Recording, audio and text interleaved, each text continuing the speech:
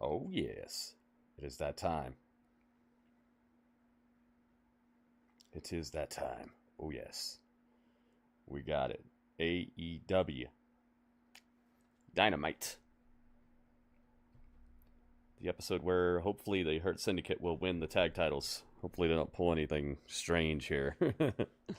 But then again, it wouldn't be the first time that we've seen a smaller team end up winning, or a smaller athlete end up winning over somebody who's physically and tenure wise just altogether better put together.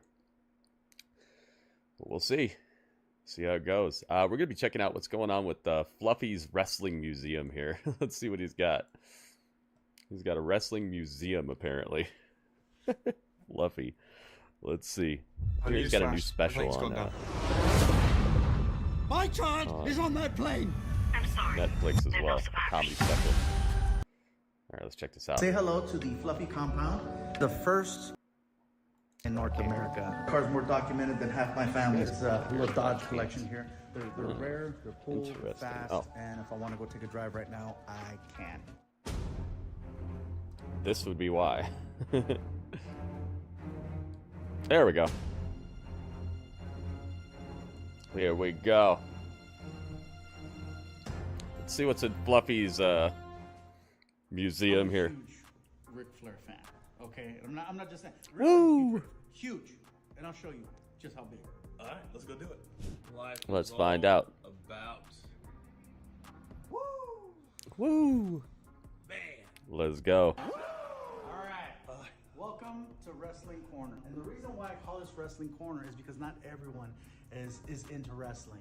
And since I had this space and I didn't know what to do with it, I had a lot of wrestling memorabilia and photos from over the years. And I says, you know what? I'm only going to bring wrestling fans to this part of the building so they can see this. And I've had a few people here. I had Chris Jericho here. I had Stone Cold's been here. Kalisto's Oh, been nice. here. Kalisto. X-Pac has been here. So, you know, it's been really, really cool to have these Let's guys go. come out and, like, I bet they loved it. MJF. wow. Wait, let me see if I can unhook it. Look at it. Whoa.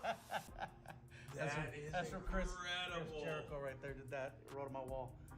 So my love for wrestling is just Jericho. WWE, whether it's AEW or, you know, the early days of AEW. Let's get it. If you look up a little bit more, Paul Heyman's ECW.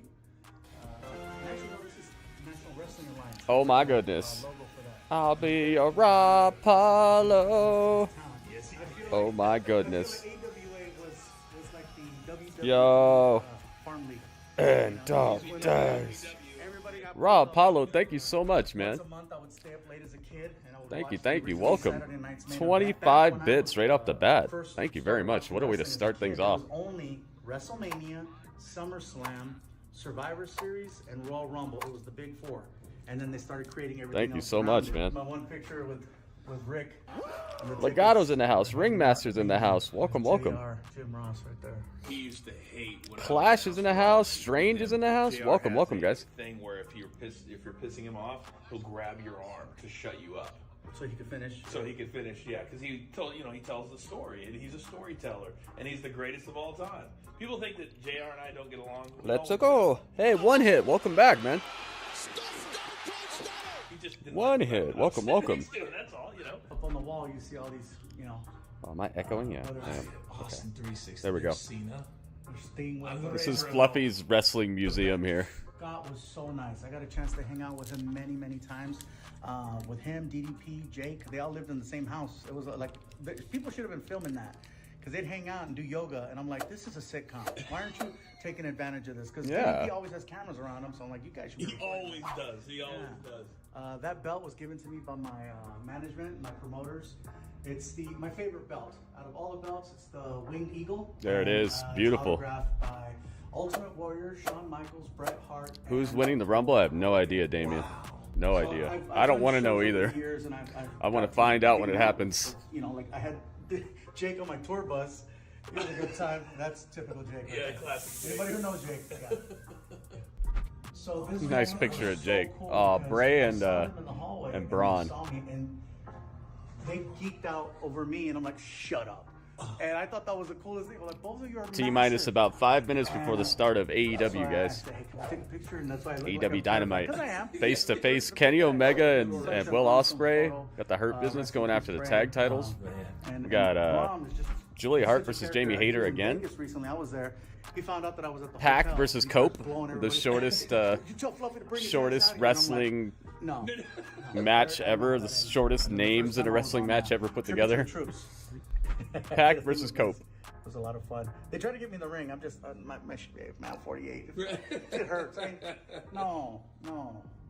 The most special photo on the wrestling wall has to be I was hanging out AR with Fox Steve versus Ricochet Stone out of nowhere. And what? We did something very random. We went and got pedicures because the man takes good care of his feet. We were shooting crossbows What? and racing Camaros. So I told him, hey, you want to race Camaros? Stone 'Cause I Cold have a Trans Am. and takes he good just bought care a of his Camaro. feet. So we raced Camaros and we Nice. shot crossbows and we ended the night with shots and petties. And petties. And petties.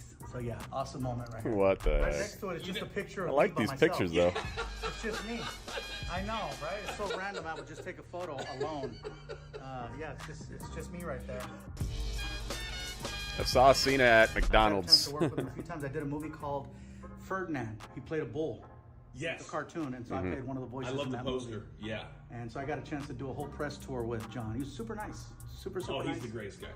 He's the greatest Recently, he did a movie. I was that at the myself. premiere on the red carpet, and I went dressed as John. So I dressed up. I had my jean shorts, which are stock, and I put on a classic Cena his shirt, picture. the wristbands, the hat, and I went with the classic tie. No, thank you. How much for the guy. tickets? He loved that. He stopped everything he was doing in the red carpet, and he walked over to me, which I thought was the coolest thing. So many awesome moments here. Look at this. This is not a lot of people can say that they put their hands on Piper and stuffed his face with food. I am one of those people. Nice. I did an episode of Mike Tyson's Hot Boxing, where basically you smoke weed with Mike Tyson. And there's two people that I've smoked What a show. weed with where I was not sure what was going to happen to me. One was Snoop Dogg, the other was Mike Tyson. And when I showed up there, I was a fan, so I showed up with my stack of pictures. How about a 30 And streak? after Oh my smoking with goodness, him, Raw my Apollo, heart was nice. great. I don't know what that was laced with, but I don't remember the interview. Nice but streak. I asked him if he would sign that picture for me. Oh my gosh. Now, the big Christopher's in question that is, house. Welcome, Is Christopher. the coach somehow going to make it onto It's almost a wall time. in here? Because I feel like I'm not worthy of this one. Oh, stop it. I swear. Got about T-minus 3 minutes and some change before the start of Dynamite, guys. Was already tiny. Thought this would but be a in the cool video palm- to in the palm of play Big while Show? we're Are you getting kidding ready, me? getting locked in. Make sure you guys got your snacks, your You drinks. don't realize how big his Take a hands seat, are. He rest can your hold a feet. Pepsi can, and you can't see it. When he holds a Pepsi can, it looks like you're holding one of those 6-ounce, the little tiny ones. Yes. He had his own show called The Big Show on Netflix, and I was doing Mystery The Glaciers Big at Show the same show. time, and we did a cross collab episode. I was on one of his episodes, he was on one of mine. Yeah. He liked doing this thing where he's like in the ring, he popped somebody in the chest. Well, I had a bunch of guys, including my boy Juan over here, and they all wanted to see. I said, anybody who can take that, I'll give you $100. And so there was a row of people taking off their shirts. All right, and he was just, Oh he my loved it. He was just, goodness. bam, and then here's $100, and there'd be a big red palm. And so Juan would Dang. say he got popped by Big Show and by DDP. DDP also loves that's his hello. Yeah. And I always tell him, I go, dude, you know I'm not a wrestler. Why this is like borderline, you know. Yeah, welcome back, abuse, One man. Hit. He likes to pop you. Juan says that DDP hits harder than Big Show when it comes to that palm. Dang. WWE Really? gave this to me to, Well, yeah, there's probably less surface area. It probably does feel like it hurts more when They know DDP that, does it than when Big Show does it. supporter, 'Cause big Big fan, Show does it whether probably, I'm doing it's an probably interview his, or TV. I always talk about my love probably for as big wrestling, as your so chest, you know? I think that's Something that I don't know big if it was hitting you. Triple H or whoever it was at the time that said that I deserved Less of one like a these, targeted and, force and more like spread out. This showed up. From somebody who was there a long period of time, to have somebody like yourself respect the business, respect what we do, respect what the guys do, and understand. All right, what the it's all tweets are about. on the streets, guys. This is Let's get these 100% tweets genuine, retweeted. Let's because spread them all over. not Let everybody know where to be at. People Today's have the to day. do- they either do Today's it the all, day, I and can get trying this to is the promote place. something. Correct. Yeah, Correct. just- Radio's on And you YouTube. truly- 8 likes. Let's I would get mad when I go. would see celebrities Radio, on thank Raw you, or man. something, and I'm like, they Welcome. don't even like it. They don't even know what the finishing. they Season don't starts even in know March, the wrestler. Nathaniel. Nice. Oh my god. Oh Like, my it just goodness, was look at stressful. this. This is how Fluffy works differently. We took a picture. It's 2 time minutes for ago, and It's time for upgrades. Because that's how I roll. It's time for upgrades. Upgrades. 54 months. What we want. Upgrades. Can't close the show. Oh my goodness. Look at this. 54 months is what we want. Thank you so much. Happy 54 upgrades. 54 upgrades, radio. Thank you, man. Oh my God. Thank you so much. Thank you for the All right. the long-standing support here. All right. 54 Let's see months your is life awesome. like. This is so Hooking much it fun. up, man. Can you not run me over? Michael's in the house. What's up? Welcome. This is It's what almost happens time. when Oh, it is time. Fluffy shoot the video. That's gangster. Fluffy's Wrestling Museum. Of all the things I expected to see today, that popped up in my recommended. I was like, okay, I gotta see this. This is a must. All right, time for some Dynamite. Let's see what they have tonight. I've seen the fight card. It looks pretty solid. Let's see if Pac gets cheered more than Cope. I think Cope's gonna get cheered for his entrance, and then I think Pac's gonna get more cheering during the match. Who won the tournament? It was a 3-way tie, actually. It was a fun tournament, round robin. Everybody actually won because we all get to be at the very end of the Rumble this year, so we all get the best chance of winning the Gritty Rumble. Oh yeah, I forgot about this. Forgot that this is doing some weird, like, can't connect type of stuff. Okay, let's see if I can do this.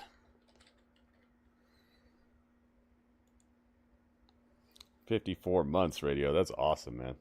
Thank you so much. All right. Oh boy, I always forget that I'm going to hear Excalibur. Oh boy, here we go. That's what it's like. It's like he's a cross between Tony the Tiger and Scooby-Doo. Off the ropes.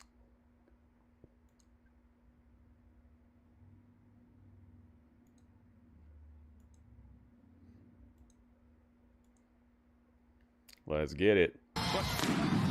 It's Kenny Omega. Once again in the sights of Hey, he brought back his old theme song. I wonder why I did that. Are you ready to go? Are you ready for this? Interesting. It's Kenny Omega. Kenny Omega. And Will O. There we go. This is Willow.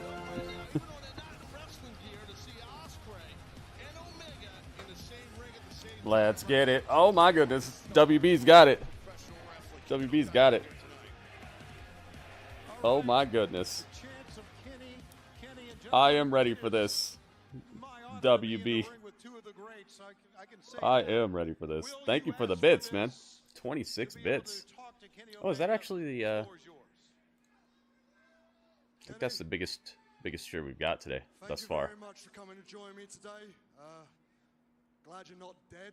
I'm glad you're not dead. I'm gonna give you some crowns too. I think that's the highest cheer of the day thus far. Yep, Will and Kenny starting things off here. Is Cope versus Pac main eventing? I think it is, but I never looked that stuff up because a lot of the sites that know the match order also have spoilers and stuff on there, and I don't do spoilers. So I was doing everything in my power to try and stop that, and mate, I'll be honest with you, you've come back at a really bad time right now. Moxley's got the world title hostage, and I've been trying to get over there and fight that battle, but mate, I keep running into the Callis family, and I can't do it on my own anymore. I know, listen, I know we've had our differences. You don't like me, and I don't like... Kenny grabbed the mic from Tony Schiavone. Stop Stop. You said Hug you it didn't out. remember Hug it the out. last time we faced each other in a ring. Well, Hug Will, it up. Hug let me it up. remind you, it was Forbidden Door. And in that match, not only did you drop me on my head and almost break my neck, but you stabbed me in the head with a screwdriver. Out to eat. What are you eating? That Dawn had used months before. As far as I'm concerned, it makes you no better than him. And why did you do it, Will? Why? No better than Don Callis. That's some strong words right there. All because you were trying to prove that you were the best. You were trying to prove that you were better than me. Well, Will, not only did I not believe you were better than me back Buffet, nice. but I sure as hell don't believe you're better than me now. And it took diverticulitis to almost kill me for people to even know that you existed. So now that Dang, I'm it's back, like Will, that, Kenny?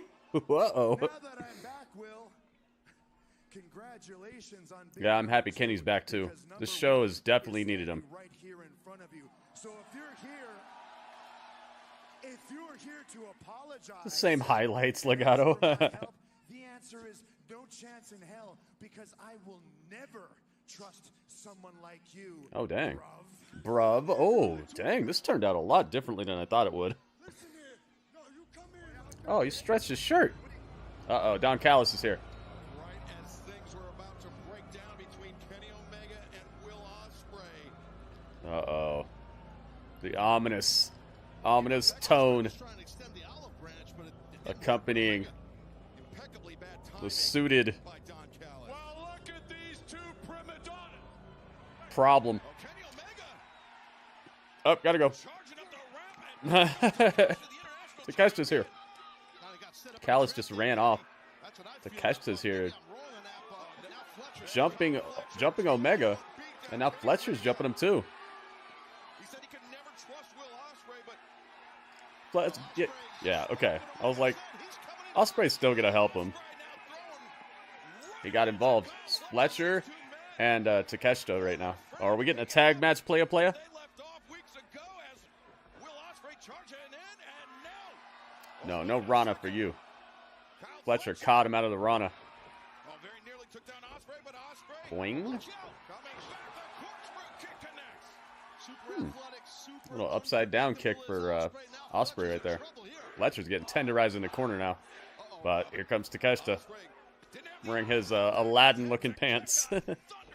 Jack, what's up, man?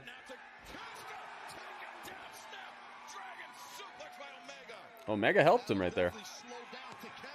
Bad guys look so comfy, they do. Kenny Omega, he was betrayed by Don Callis when Will Ospreay came onto the scene, much like Ospreay was betrayed by Don Callis when Takeshita. Oh, Kenny got kicked in the head by Fletcher with some Timberlands on. He's got black Timberlands, dude. I miss my black Timberlands. I used to have some. Definitely a shot and a half right there. Omega got dropped right there by Fletcher. And remember that diverticulitis, that surgery that took 2 feet away from the intestine of Kenny Omega. His condition, there's still a lot of questions circling around that. Taz, that's the type of injury. Yeah, man, I miss mine. I had Come back from. Absolutely. the normal, like, tan ones, and I had some black Timberlands, too. I love those shoes. I don't know where they're at now. They're gone. To my right, to the right of our desk, as Fletcher throwing himself over the barricade at Will Ospreay. The action spilling out amongst the fans here in Knoxville. Definitely an explosive start to Dynamite tonight. And meanwhile, I think Don Callis Fighting out into the audience. looked like Brian Cage, the machine. These people definitely got a seat upgrade right now. There's the murder Up, Lance Archer. Too many numbers. Dang, man, the numbers are crazy right now. For Ospreay Kenny and Ospreay are to deal with. outnumbered and 4-on-2 as severely outpowered now. looking for that choke slam, but Ospreay Oh, low blow. stops Ospreay in his tracks. Ospreay. Massive Murderhawk monster Clotheslined over the barricade here. Going up into the audience even more. Cage. They found tremendous success since Don Don Callis put them together as a tag team. They're a lot more than just a muscle for the Don Callis family, Taz. Yeah, absolutely. They definitely are. Oh, throw the jacket at him. Ospreay's getting beat up all the way into the into like the place where you buy hot dogs or whatever. Oh, never mind. Yeah. Ooh, I like this. I like this. I think that was Brian Cage on Kenny Omega. Thought that was Matt Bloom for a second. Tough Aldrin, what's up, man? Yeah, he's sort of in the background there. There's Brian Cage. Joe Soup's in the building. With Kenny Omega, and Omega is in grave danger. Oh, maybe not. Nice counter by Kenny. Up. Brian Cage is here. But the numbers again unfavorable for Kenny Omega. Threw a table at Ospreay, but he got out of the way. Slam him on the merchandise. This merch table. Let me see these prices.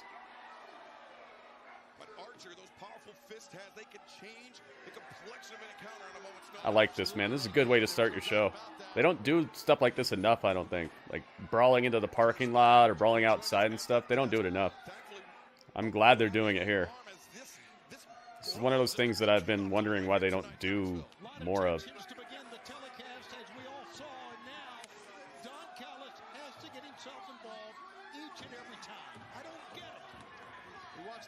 Kelly, what's up, Kelly?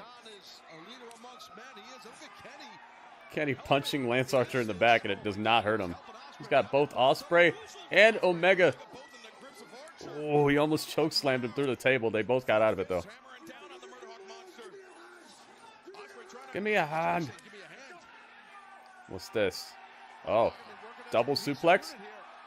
Ospreay and Omega. They slam Lance Archer through the merch table. Nice. How quickly things have changed. I'll never help you. Okay, I'll just help you right now.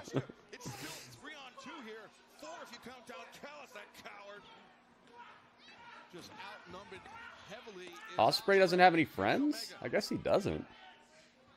And neither does Kenny, right? Because the Bucks are gone. And Hangman doesn't care about anybody right now, besides like his family. Who could help him? Jungle Boy? I don't think Jungle Boy would help him either. But he's very, very shrewd. He knows what he's doing each and every step. But if there's anybody in this universe that knows the Don Callis playbook almost as well as Don Callis, it's Kenny Omega. It's good to see Takeshita out here too. Is the merch half off now? No, it just went up in price. It's now known as event used merchandise. It doubled in price now. Yeah, Omega and Ospreay as a tag team? Jeez. Wrap it up. They're going to need a tag team like that to take out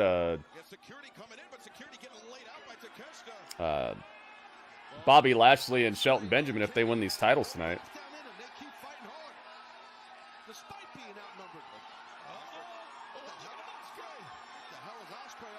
Ospreay's climbing up onto the balcony. Kenny Omega's going all the way up. What is this?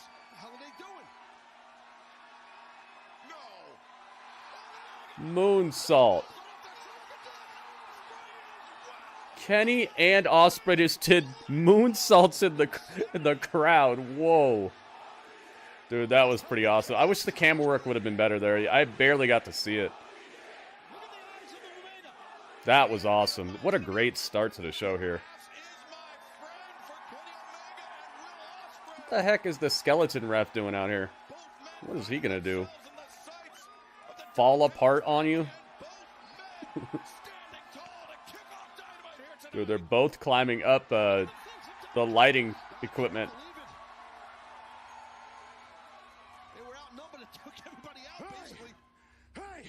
Oh, they got a mic. We saw what you did to your boys. You saw what we did to your boys. Don Callis. The next time we get a chance, it's gonna be you. We put 6 feet down under. Oh. Oh, we got death threats too. Dude, at the start of the show. And speaking of down under, oh boy, do I have an idea. Will. Oh man.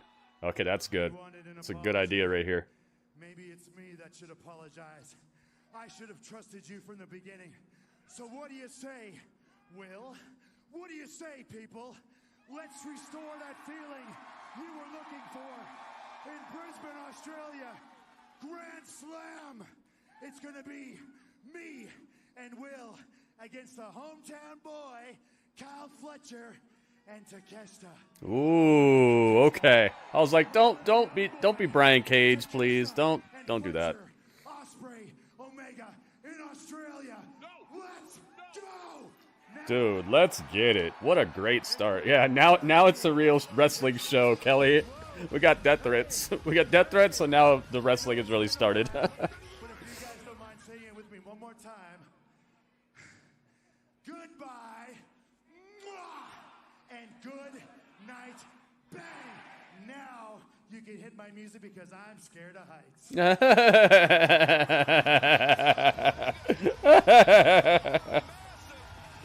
Yo, I love it. Hell evaded, yeah. Dude, good stuff. Dro, what's up, man? What an awesome start of the show. Money, money, money, money, money right there. I love it. Throw your shirt.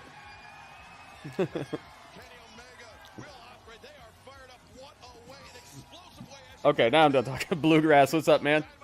Yeah, he's using Battle Cry. He came out to it as well.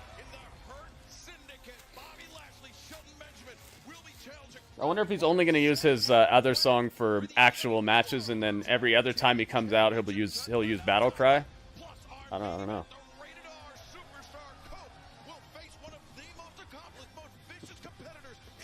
Dro's in the building. Hey, thank you guys for hitting the like button. Let's see if we can hit 20 likes before we get to another match. Or not another match, but our first match. That'd be a good little challenge for us. See if we can rise to the occasion. I hear the battle cry. Dude, that intro at the beginning of the show was awesome.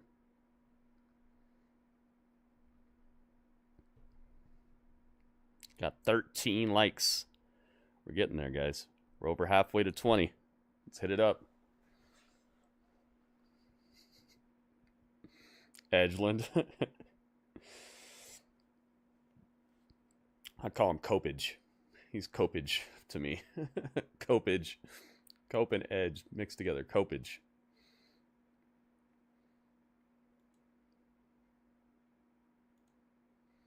See if we can shake the Jimmy Johns off of us. They're honed in right now. I didn't open them yet, WB. We got involved in GSL action last night. Gritty Subscriber League wrestling on WWE 2K. So I didn't open the packs yet. Smarter. They're still over here. There are plenty of weak, pathetic creatures around here, and we'd be glad to just throw your carcass on top of the pile. It's John Mox. Adam Copeland's neck's hanging on by a thread, man. Bryan Danielson's neck was hanging on by a thread, too. I'll finish the job for him. Like Darby Allin had a death wish for his career. I gave it to him. I gave it to him by giving him the weakest bump he's taken in years. Maybe the next time you go to the doctor, They like slid him down the stairs. maybe your next doctor's visit is a worst case scenario. Oh, the likes are on YouTube, one hit. In that case, Yeah, there's no likes on Twitch. That'd be cool if there were, though. I'll sleep over it. I don't sleep What do you over say? it. He's got a sleepover? I don't have time for relics from the past. There's too much work to do. We're building a future.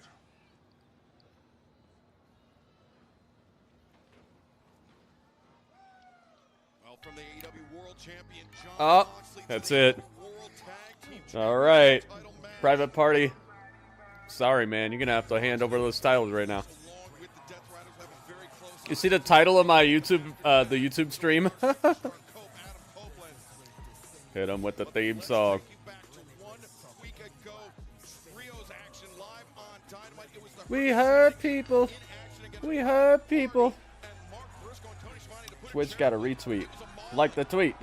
X to X, yeah. We hurt people.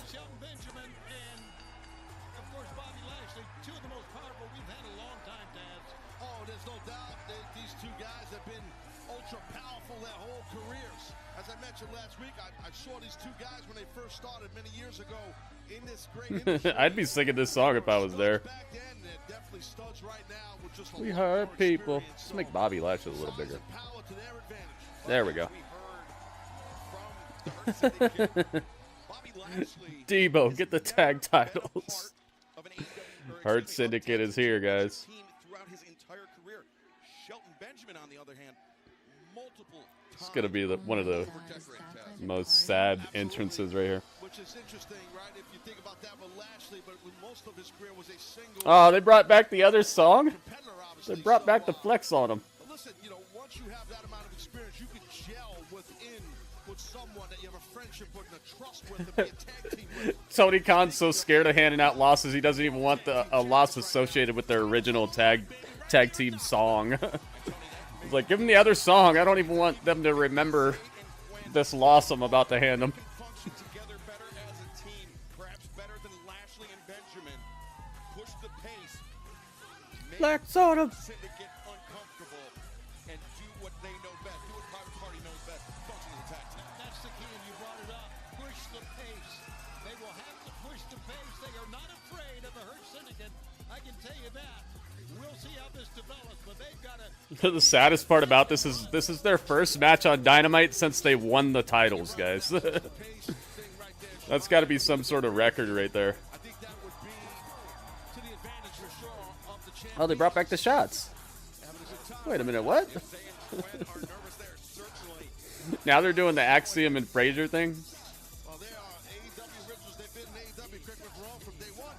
They haven't. Streets and Net moved into the bigger leagues. Time and time again, are they capable of defeating They didn't fight on Dynamite last week. We will find out in a moment. To make it official, let's head to the ring in the Dapper Avenue. Justin Roberts. You might be thinking about Collision.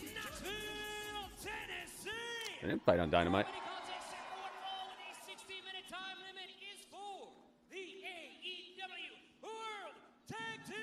Here we go. Oh, their first tag match. You know what I'm talking about. Like their first actual tag match. Yeah, they took the pin last week too. I forgot about that. But yeah, it wasn't a straight up tag match.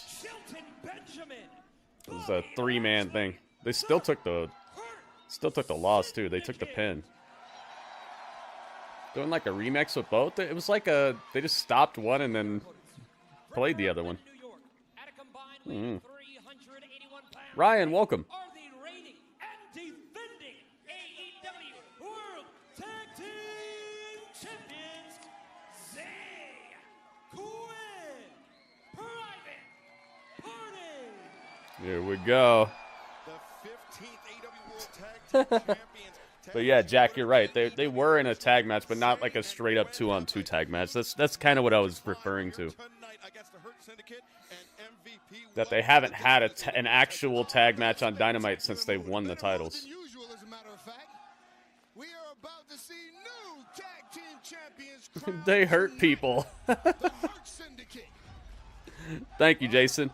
Listen, MVP, I know you're a long time, and I know you have your All right, the title's on the line, so you know what time. dealing with the tag team champions. It's time to Immense respect for the tag team. light it up. Zay and Quinn, Let's they've go. proven That they are top-tier athletes, but in their entire careers, they have never dealt with anything the likes of the almighty Bobby Lashley. and the standard WB, of yeah. excellent Shelton Benjamin. Like I said, man, this is their first tag team match on Dynamite since they won the titles. Launching off the back, sending Lashley into the corner.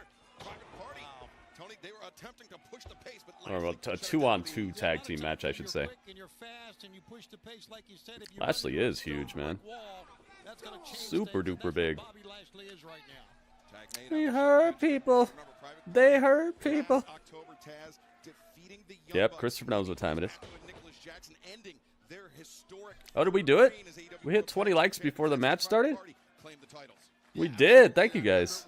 Wow, you guys rose to the occasion. The challenge has been met. If you guys haven't hit like, please do it anyway.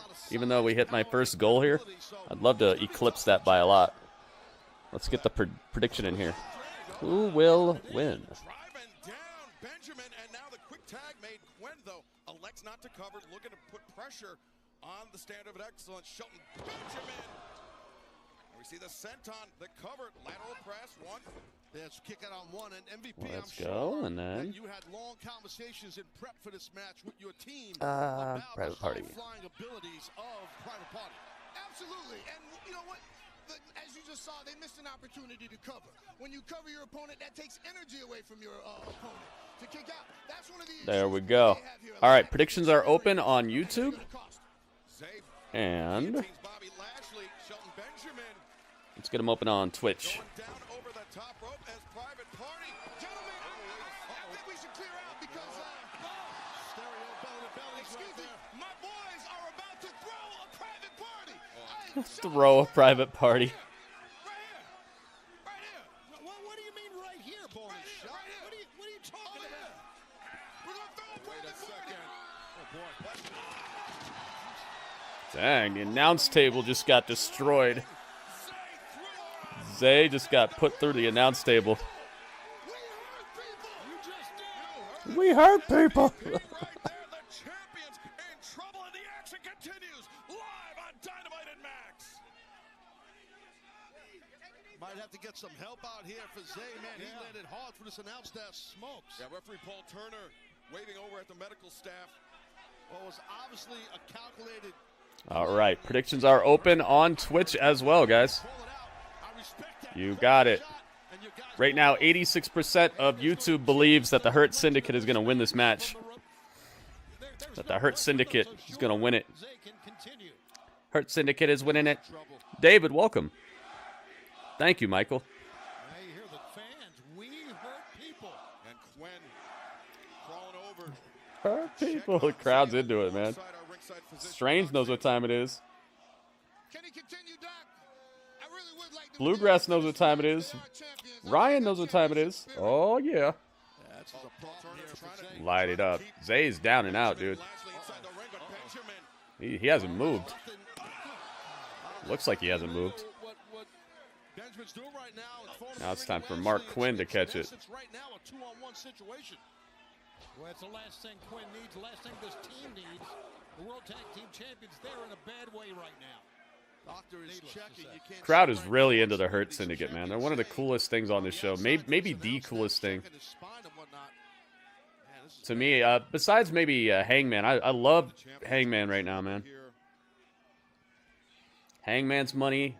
Omega and Ospreay are money. There's a couple of really, really cool acts in AEW right now. TBS, and we are witnessing the Hurt Syndicate. Bobby Lashley, Shelton Benjamin dismantle the AEW World Tag Team Champions, Zay and Quinn of Private Party. It's Solo Jones here. He's by himself. Solo Jones. Against Lashley and Benjamin. Oh my God. Oh! Jeez. Mark Quinn getting just Because his partner, Zay, clobbered off the apron to the outside. attended to by a ringside physician. It's time to hurt people. But Benjamin and Lashley focusing all their fire, all their aggression on one half of the AEW World Tag Team Champions. And right now, Quinn is in Triple the H hands of a won the great Booker of the Year. Nice. From Wrestle Purists. Is that a magazine or what? Absolutely agree with you. What is it? One more time. Yay! I want to see their tag champs get just demolished right here. 115. Nice stuff, J-Rock. Good streak. Sari? Who's Sari? But he knows what it's like to be a world champion because he's been a world champion in singles many, many times. Sari the Booker for Stardom or something? His body into the pinning predicament to break it up. Or Marigold, maybe? Something like that? That's impressive. That's impressive. That's championship spirit. You're right. Spirit and heart right there by Zay. We hurt But you know for a fact, guys, there's no way that Zay is 100% after going through this announce desk. And the same can be said for Quen after being mauled by Benjamin and Lashley for the last few moments. Yeah, guys, Zay can barely hold himself up in the corner, holding the back of his head just draped over the rope. But to MVP's point, he's showing a lot of heart, a lot of spirit as Mark Quinn. He's in this thing. They want to retain these tag team titles right here in Knoxville. Yeah, I mean, Taz, think about the journey they've been on over 5 years as a part of AEW. Tag. Defeating the Young Bucks. Shelton and Bobby are just having their way. Tag team championship tournament. Yeah. Some people thought that they were going to shock the world and claim the titles. It was not meant to be then, but it was meant to be this past October.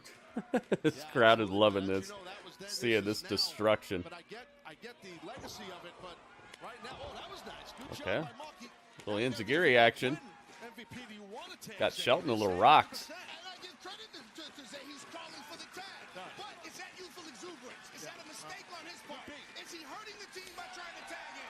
I think it's part of being a champion. The heart of a champion. I'll give respect. I'll give respect. The heart of a champion. You see these shoes? Shoes of a champion. Capacity at what percentage is Zay You right see now? this jacket? Spiked on our Shoes of a champion. Did I say shoes of a champion? Yeah. To execute that. That's what I'd like to know. Well, it's tough for him to follow up to your point. But I'll tell you what, it's showing me that Private Party how important these tag team Up. titles are. Isaiah got out of the way of the incoming Shelton.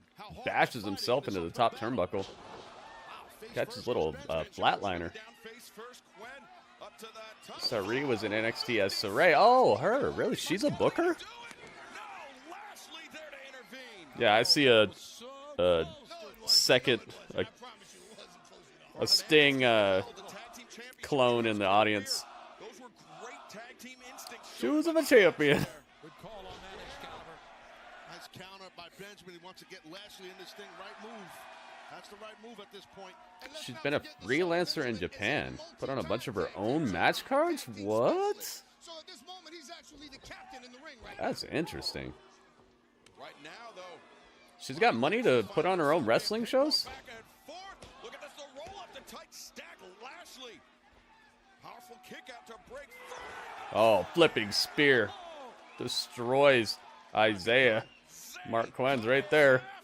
Playing peekaboo over the apron. My favorite spot. Keeping Private Party's tag team championship alive. Dang, dude. That released German.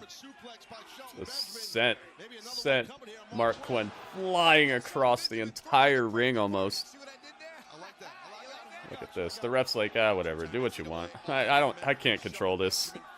Ref's just standing there watching this happen. Lashley somehow making it look even easier, Taz. Yeah, no, big time. Dang, dude. The knee lift in the corner. MO for a long time. Isaiah, it's time, dude. Flipping spear in the center of the ring. Zay completely turned inside out. Got you. Done. Tag titles have switched hands. Hurt Syndicate win, and they do hurt people for sure. Wow. It's over, man. The Hurt Syndicate are your new tag team champions. I'll take it, man. Any day. I don't even need a receipt, dude. I'm not taking it back. Not taking anything away from the athleticism of our new champions. Yeah, that match went exactly how it should have went. I was worried because it seems so cut and dry about like how it should go that I thought they might do something weird to just throw people off. I'm really glad. We don't always need surprises. Sometimes it's just best to do the logical and believable thing. I'll be right back. But they walked into the proverbial buzzsaw. They did, and it was a game plan by the Hurt crew, man, for sure.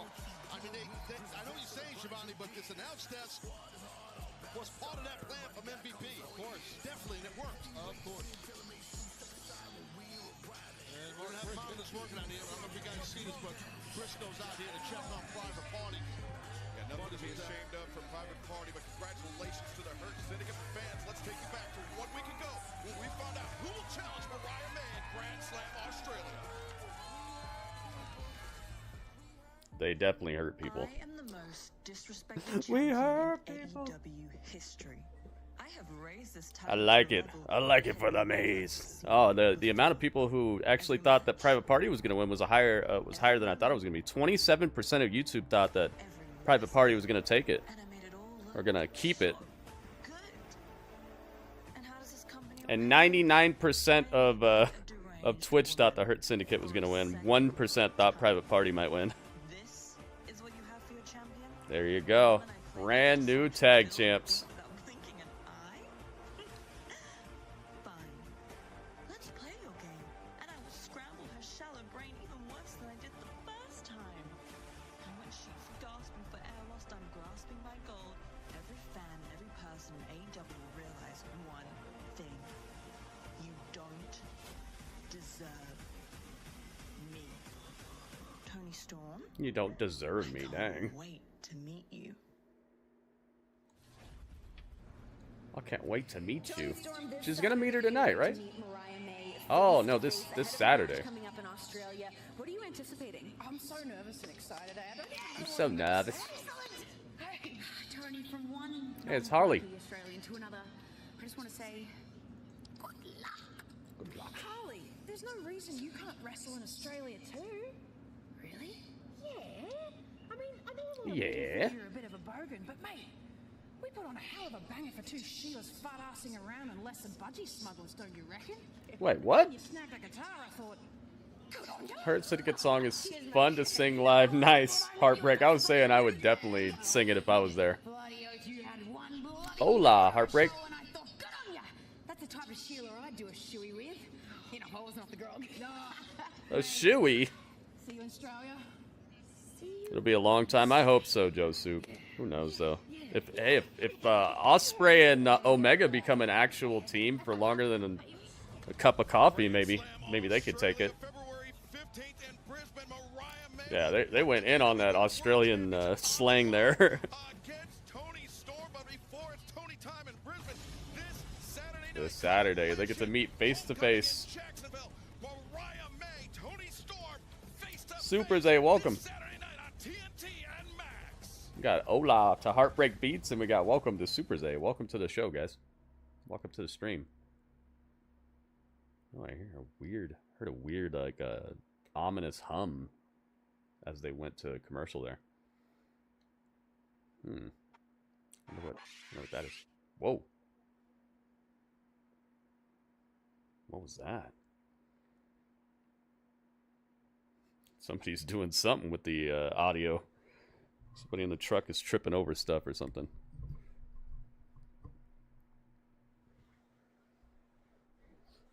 Tony Storm winning the title back would be crazy. It would, but I have a feeling she's just playing a role. I don't think that she's actually lost her memory. I think she's just using this to disarm Mariah May so that she can just take the title back and be like, "Ha, what did you think of my finest role yet?"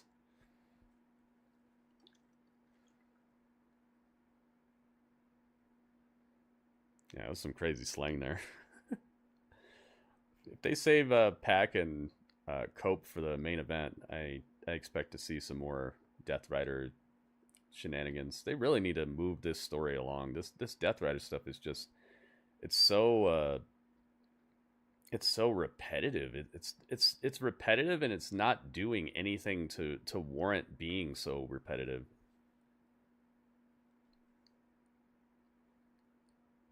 The cleaning brubs. Yeah, the Death Rider stuff needs to just they need to move it along. Something needs to happen that makes it make more sense, like why they're doing this and what they're. I understand what they think they're trying to do, but it's not happening. They're just beating people up and nothing's happening. And on top of that, they're losing some of their dominant feeling that they had when they first showed up and started doing it, because they're actually losing matches now. They're cheating to win matches. They're doing the opposite of what they were like trying to do in the first place. They're trying to like raise people up to their level, but it's like, what? You're not raising anybody up to your level by cheating and by just beating people up after matches are over and just catching people in the crowd and all that. It's like, what are you doing? That has nothing to do with your mission statement. And when you first started, you said it's not Tony Khan's company anymore. But how is it not his company anymore? What are you doing? You're beating up like 4 of the same guys every single week, and then they're back the next week. I've seen people take more time off from a match with like Anna Jay than getting beat up by the Death Riders.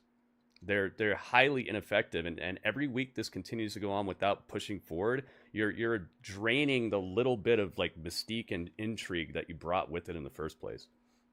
It needs to move along or move out. Absolutely. Yeah, they're dragging it to death. Exactly. They're losing the momentum. They're losing the mystique, the intrigue, the overall believability of anybody in that crew actually being a credible threat that's going to take you out for any tangible amount of time. It's like there's no threat there. The threat is that you're going to bore me. That's the threat. It needs to just move along. It needs to do something to change that. Next, but last week, MJF had some really heinous things to say. It's Jeff Jarrett. Can I talk to you for a minute? Oh, it's his wife. I need to talk to Jeff for a minute. Okay. Remember what we talked about, okay? Last week. Here we go. The last outlaw. That's not who you are. It is not who you are anymore. Jeff, I didn't like it. You know I was upset. And it reminded me. They messed up their audio here, I think. I got this. I got this. See you, Karen. Let's go. Bound down. Bound. Was this advertised to be on the show? I mean, not only was it personal, not only was it about Jeff's family, but also invoking the name of Owen Hart, Jeff Jarrett's departed friend. Yeah, you know, Here we go. He's got his guitar with him. Ladies and gentlemen, the last outlaw, Jarrett. He knows people. Okay, where? I've heard that expression before, but you know what? She said stay out of the mud with that guy, and I agree. I mean, he brought some bad things out of Jeff. Some bad. Yeah, it needs help. Really wouldn't say on the television show. MJF can do that. He's a master at it. It's like I wanna be along for the story, and I wanna believe that it's going somewhere, but it's like I've been saying that for months now, and it's like, what has changed really?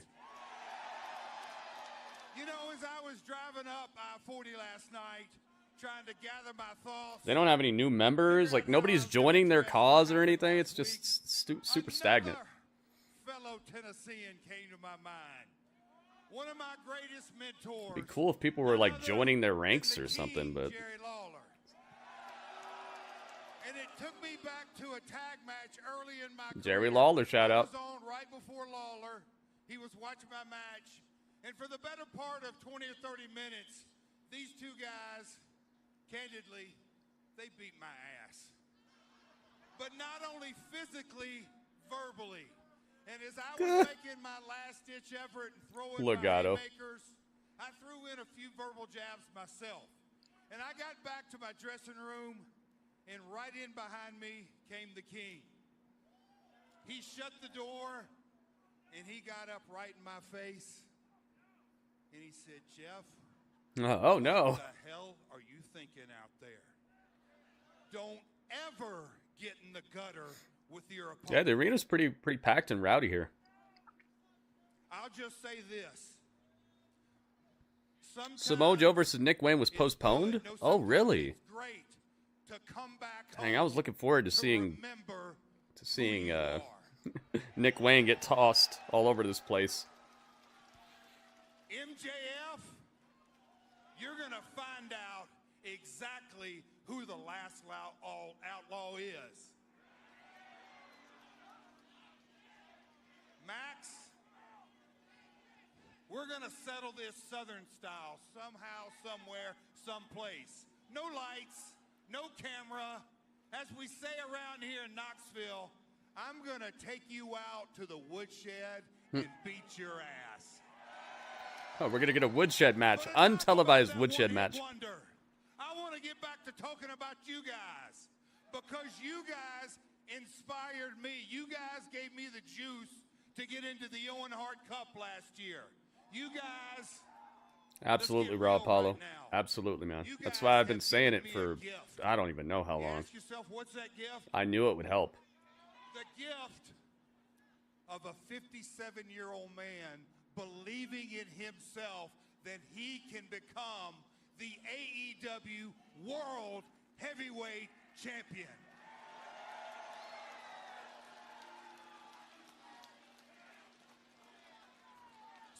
get right down to business. AEW World Heavyweight Champ, John Moxley. Ooh, okay. Let's get out here and talk. Whoa. Yeah, I hope we still see Samoa Joe tonight. Yeah, we heard from Jeff Jarrett weeks ago that. Okay. All right, let's get it. Please, please, please let this be good right here. Please. John Moxley, please. Claudio from behind. Uppercut. Jeff Jarrett was looking towards the arena here where they usually come out, the Death Riders, but Claudio was one step ahead of him. It was Claudio. Nobody gets to John Moxley without getting through me first. Oh, great. Great. We got to do the MJF stuff with the Death Riders now. Stay out of our business. I completely dislike this because it's like now he has to beat a member of their crew. So it's like they're gonna soak some more of the devastation out of the Death Riders. Claudio leaving with the microphone, but Claudio! Yeah, turn your ass around. Ooh. Man, Jeff Jarrett, buddy. You know me better than this. You're gonna have to kill me to stop me. Oh, really? Oof. Dang. Uh-oh. We have reverse death threats. Claudio turning his attention back towards the ring. Death invitations. Mox is my target. Claudio, what about this? I beat your ass next week, I get my world title shot. Don't do it. Don't do it.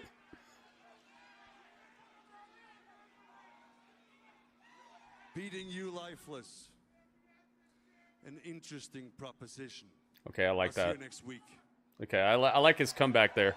Wow, Claudio Castagnoli. He's allowed to give out title shots? Week, folks. It's on in Huntsville. That's a new one, reverse death reference, yes.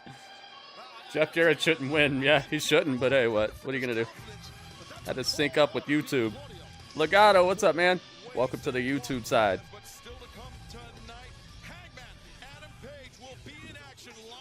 Travel issues? Oh. Takes out the bastard pack, but coming up next, AR Fox will tangle with the former AEW World Champion Swerve Strickland. My world. AR Fox versus Swerve. I wonder if AR Fox is going to get an entrance. We shall see. Dang, that's I liked Claudio's comeback though. Beating you lifeless is an interesting proposition. I'll see you next week. Yeah, I like that. Yeah, we got some Lucha Underground replays over here. AR Fox and Swerve. They had like a, what was it called? Like a Weapons of War match or something. That was a crazy match in Lucha Underground.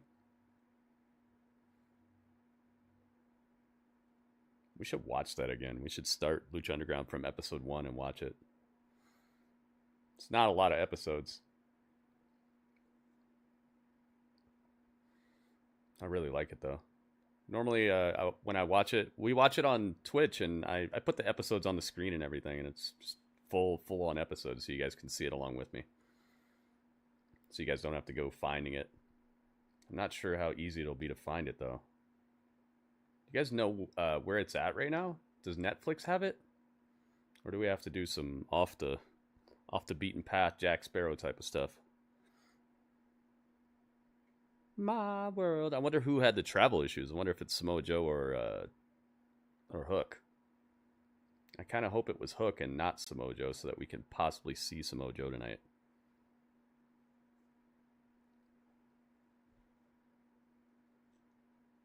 As incredibly entertaining as Hook is, I'd rather see Samoa Joe. You know what would have been really funny is if when Samoa Joe re-emerged last week, If he would have shown up and he would have had like drywall dust all over him, like he just got out of the wall that he got put through. He shows up like he just got back from it. Like it hasn't been months. He just comes out all covered in white dust. We haven't seen the AEW World Championship in 102 days. Yeah. It's a very strange touch. I would have liked it if they would have maybe not taken it off completely, but maybe just redesigned it for Moxley to show that like he's in charge now. I would have liked that a little bit more than them never showing it.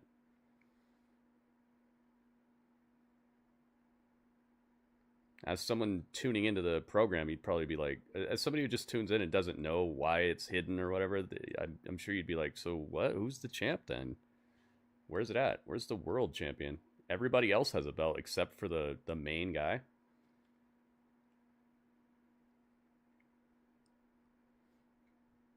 My world. It's Dudley's world. We're just living in it.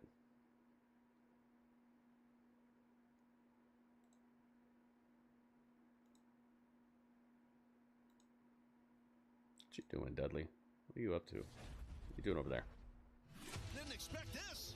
How is she in this match? Megan Bayne is Oh, Megan Bayne. up in Japan, now making a surprise appearance as part of this Nice. We got a Megan Bayne package. Jeff Jarrett's having the time of his life, really. This is just what AEW needed. More monstrous women. Megan Bayne, the surprise. What? The Claudio stuff wasn't shown on TV for you, Tough Alden? What? To anyone holding a championship in AEW's women's division. Well, that's a fact. Dangerous lady.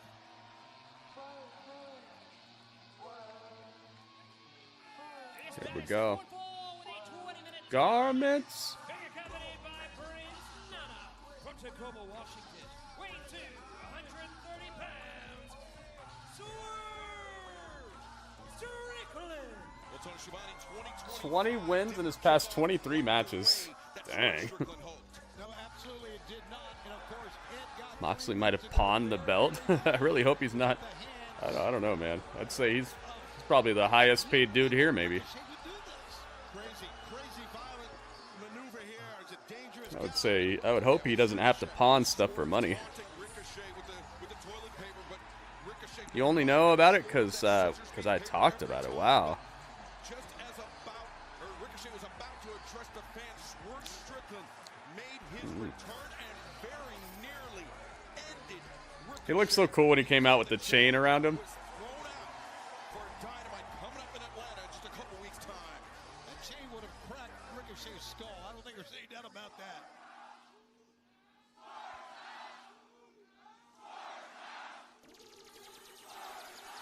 Surprised AR Fox got an entrance. Interesting. Am I gonna start using him? That's a long history between AR Fox and Swerve Strickland extends well beyond. Here we go. A couple of years back in AEW, remember it was Swerve and Fox that joined forces to attempt to take down Darby Allin and Sting, but that was because of their relationship dating back more than a decade, Taz. Nana dancing around Ricochet after hitting him with the chair. Looked like a straight beast, didn't he, Super Saiyan? I loved it. Swerve is one of the best things. His feud with Hangman, I feel, is maybe the best thing that AEW's done in the last, 2 years. Let's remember what happened at the home of Nick Wayne back in August of 2023. Whose house? Oh. Yeah, let's put a prediction on this. Hopefully it'll last long enough for us to get some votes. Let's see who wins. Exchange of forearm strikes in the center of the ring, boot to the midsection by Fox, trying to change the tempo on Swerve. Swerve finds his feet, but Fox finds his. Both men looking for the suplex, and Fox finds his footing on the apron. Swerve back elbow drives Fox out to the floor. All right, predictions are open on YouTube, guys. Get your vote in now if you'd like for them to count. He's fleet-footed for sure. That was very And well done. Yeah, the former AEW World champion Swerve Strickland. He's carrying more than 230 pounds, but he moves with a cat-like ease, as we saw that with that moonsault. Right now, got his back. AR Fox got his back to. All right, predictions are open on Twitch as well. Yeah, AR Fox has talent for sure. There's Ricochet. Keep in mind, this is who's going to win the match, guys. There are different ways to win a match, so keep that in mind as well. So I think I kind of know what's going to happen here. Yeah, AR Fox. I think his last match, his last singles match, was probably against Swerve like months ago. It's like AR Fox is only allowed to come out and play when Swerve's out to play. Body weight advantage for the former AEW World Champion Swerve Strickland. Garments. It wasn't always the case. You know, when these two men first met, it was Fox that was the more experienced. He was the larger of the two men, but time has changed many things. Swerve Strickland with the advantage, and the action continues live on Dynamite.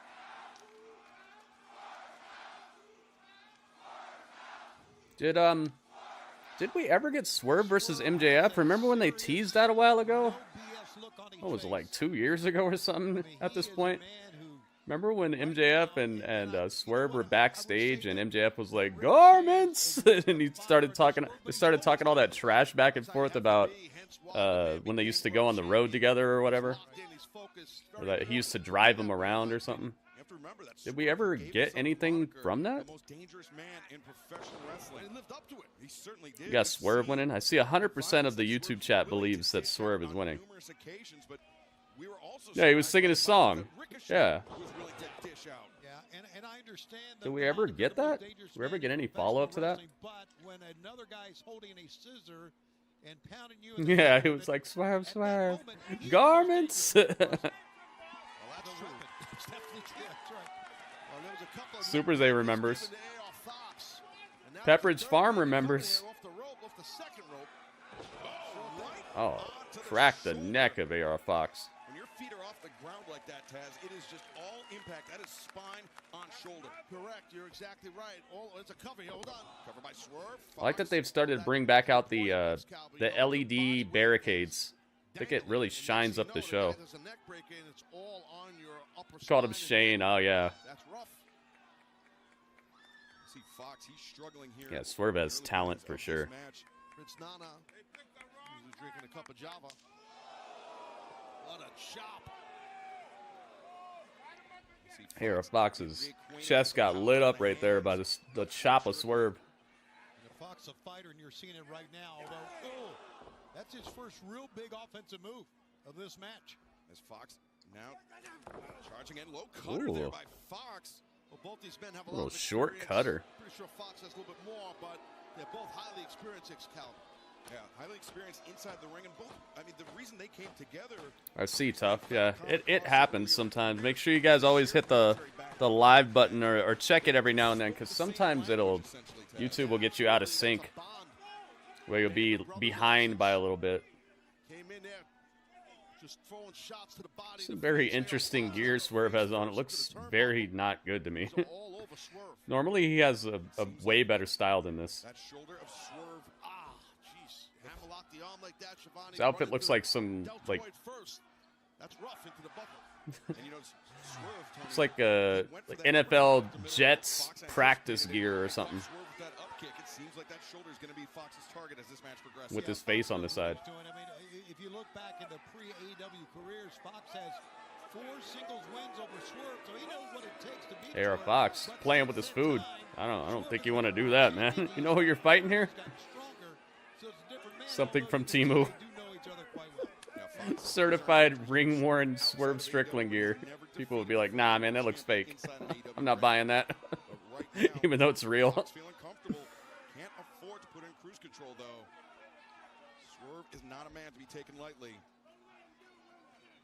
The opening of this show was so good. The Omega Ospreay stuff, and then the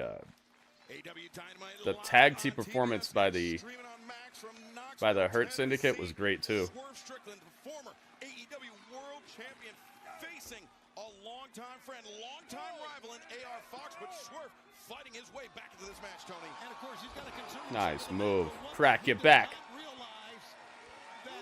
Swerve just realized they were back from commercial. He's like, oh, okay, now I can use my real offense. Okay. It's like a commercial is his kryptonite. Crypto-mercials. We saw moments ago, and as we saw 3 weeks ago, the man that attacked Swerve with those scissors, that bloody, brutal assault. But right now, the assault being launched by Fox, that DDT on Swerve. Yeah, well, listen, this guy Fox can turn it around real quick, super athletic, very fast, a lot of experience, as we pointed out. Look at that. What the hell? That was wild. AR Fox launching off the ring post, the moonsault at the Swerve on the floor. Makes it look easy. I mean, that's, again, a guy who's done this style for many years, meaning AR Fox. Some good low price merchandise, like wrestling gear, is just painting your face like Sting. Well, it costs you like $2, something like that.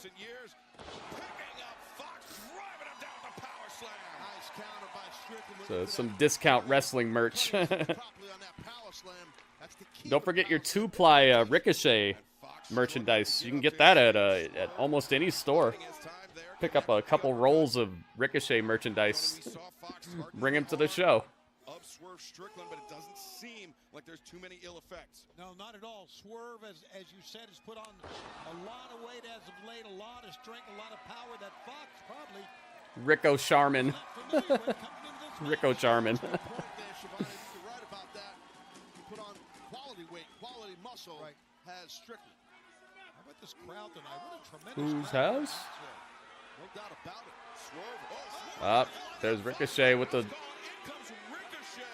scissors. Oh, Prince Nana's got a steel pipe. Weapon versus weapon. That's the dude with the scissors, though. That's Ricochet. Uh-oh, is Ricochet gonna kidnap Prince Nana? Big boot from AR Fox in the corner. Lifts Swerve to the top rope. Going up, coming down. Nice little low main pain. You just call that move the low main pain? What is that? That's Riho's lead pipe? How do you get it, man? There's a deeper story here. I want to know how Prince Nana got the pipe from Riho. Ooh. Skeleton ref is out here. Nice. Nice leaping flatliner. House call. Look at how far he is. Can he jump that far? Why is he crawling? Don't crawl forward. Come on, man. Swerve stomp. See, you didn't need to crawl. You got it. It's game over. There you go. Swerve wins. 100% of YouTube thought this would happen. I thought Ricochet was gonna cost him the match. Goki, welcome.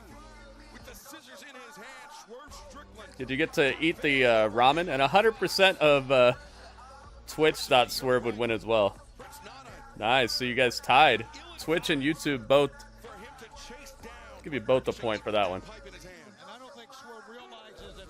Yeah, they should have cut away so it didn't show him crawling up. I don't like it when you see stuff like that. I don't like it when you see people peeking over the apron waiting for their spot in a tag team match. I don't like when you see people crawling or inching over to help people. It's like, come on, man. They should have. They definitely should have cut to like an upward shot showing Swerve standing on the top rope. That's okay. I give you that one. Because next week, you all will be forced to hear everything that I gotta say, and believe me, there's a lot that I want to get off my chest. Did he kidnap Nana? Ain't that right, Prince Nana? Oh, he's got him at. I could gut you like a fish right now for what you did to me last week, thinking that you could embarrass me. But I need. He's got him at scissor point. I need you to tell Swerve that this may be. Absolutely, it was delicious. Nice. It wasn't overly spicy or anything. You said you made it spicy.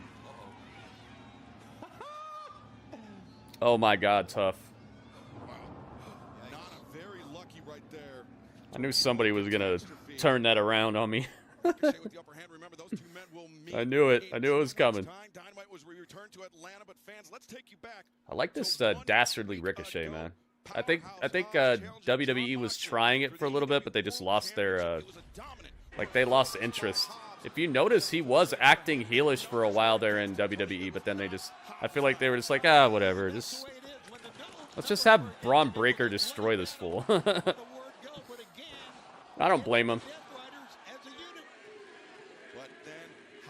Yeah, that too, WB. I mean, I'd rather them take care of each other than miss a spot just trying to look cool, but there's, like, that's where the camera work needs to come in and disguise that stuff. Like what Raw Apollo was saying. I like them being safe and taking care of each other. I have no problem with that. It's just don't show it to me. Don't show guys blading and stuff. Nerdy gangster Ricochet. Yeah, I like it. Hungry and my mind is in the gutter. By the Outrunners and Powerhouse Hobbs, even though we tried to take Will Hobbs out. Joe Soup. We failed at that, didn't we, Bill? As the learning tree always says, failures are the signposts on the road to success. When did he say that? Really? That's what you're going to say? You're comfortable with us losing, Bill? And attributing it to a learning moment? Well, learning moments only work if Jay Montez, what's up, man? When are you going to start using the knowledge that I'm bestowing upon you, Bill? Huh? We lost last week because of Will Hobbs. What are you going to do about it, Redwood? Yeah, nothing. What are you going to do? Right, LT. Why does it sound like Who Wants to Be a Millionaire in the background? Last week, Hobbs and I went face to face. He may have won the match, but he did not beat me. And that's because he can't beat me. And you want to know why that is? Oops. Because I am the Oops, you shouldn't have said that. baddest man. That's cool, Michael. Thank you, everybody who has left a like on the YouTube. Industry. So you know Oh, I got to retweet the tweet. This Saturday in Jacksonville, Powerhouse Hobbs, I'm coming to find you. I'm coming for you. Hobbs Hogan, I'm coming for you. Wow, Big Bill with the challenge for Powerhouse Hobbs collision this Saturday in Jacksonville. And Jericho had him motivated right Let's go. Nice. Keeping MJF and Jeff Jarrett separated tonight was a good idea. MJF really needs to start building something for himself. He's looking weaker and weaker every week. See what I did there? Weaker and weaker every week.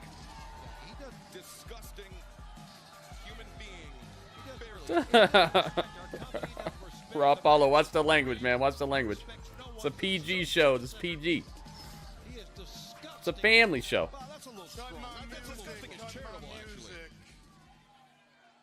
He's got some red glasses.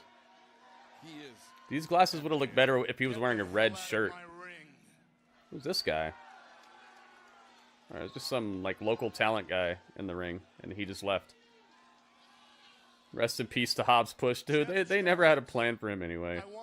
That's why I was like, if they put the title on him, it's going to be a disaster, because you could tell that they just did that. It wasn't part of like an ongoing good plan for him. After your actions last week, It would have just been like a token title run. apology more than anybody else. It's me.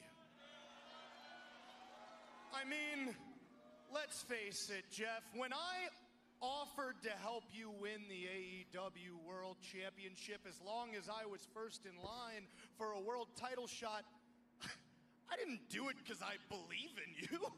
No. Oh, you think that was going to be Hangman's opponent right there? Because I thought you'd be the easiest to manipulate and damn sure the easiest to beat. Ooh.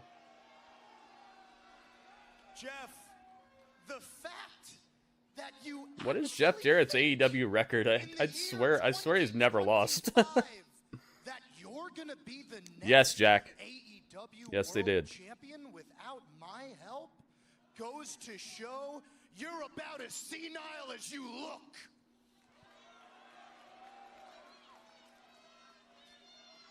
But I'm telling you this, if you aren't yet, by the time Claudio Castagnoli is done beating your brains in next week, you will be.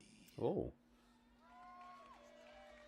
Jeff, I know you think if you grind hard enough, if you work hard enough, you're gonna earn yourself more time in the only sport and occupation you've ever known and loved. But Jeff, I'm here to tell you the truth. Professional wrestling doesn't love you anymore.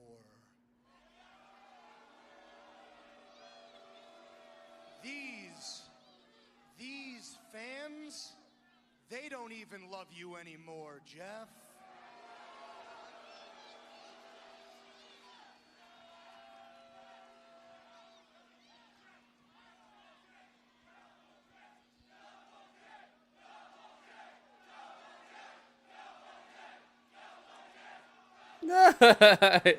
Out from under the ring and hit him with a guitar. It doesn't change the Nah, dude, MJF has fallen so far that might be a nail in the coffin or something. I mean, not to be into him, but I just think he does not seem anywhere near his usual self recently. Instead of defying him.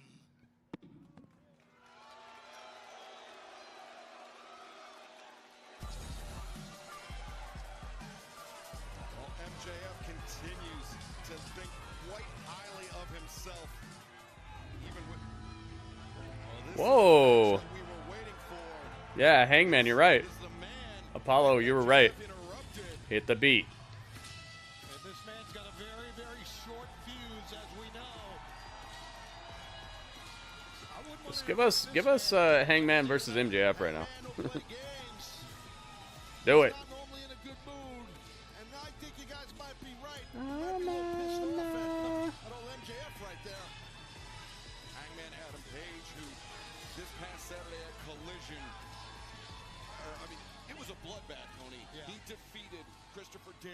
Jeez, man. I think I might just pretend that I had to leave the ring or something. Like I got somewhere to be. I forgot. I'm telling you right. He usually doesn't do the right thing, but MJF's doing the right thing now. Pretty sure he just told, pretty obvious when he said to MJF, get out of the ring, I got a match. MJF just got out of the ring. And he kind of jumped his entrance. He did leave. Ring the bell. Speaking of getting jumped, Hangman, poor guy, he's in a lot of trouble right here. Hangman just jumping this poor guy that's been sitting outside the ring getting cold. was a long-time college football coach, Bob Shoop. And Bob Shoop. his first love, I'm not so sure now, Hangman, the cover. And the That's done. Wow. See ya. Well. Bye. Bye, Shoop. Oh, no. Shoop's getting beat down more. Somebody save him. Oh, my God. Double underhook. Oh, my God. The Angel's wing? It looked like he cracked his neck with that. Oh, no. Try to kill this poor guy? Daniels, as we know, needed medical attention. And Try to kill this poor guy. walking out, he came back to attack. What's this? Daniels is back? As the fallen devil? This could be trouble for Christopher Daniels. You see where Christopher Daniels got a neck brace. He borrowed it from Tony Khan. earlier in the day, and he was not moving well. You want me to beat your ass again? Stop. I don't want to fight you, Adam. I never wanted to fight you, okay? I swear to you, all I ever wanted to do was be a friend to you, but I see now that I messed that up. Yeah, I like that theme. Every time Sounded I cool. approached you, it was like I was pouring gasoline on a fire. And then you attacked me, you said what you said, and I let my ego and my insecurities escalate this to the point where I accepted the most violent match against the most violent man. I regret that. Should have came out on crutches or something, too. The neck brace isn't enough. My life. Because after that Texas death match, that last buckshot lariat, added to all the damage I've done to my neck over the years, my doctors have advised me to never wrestle again.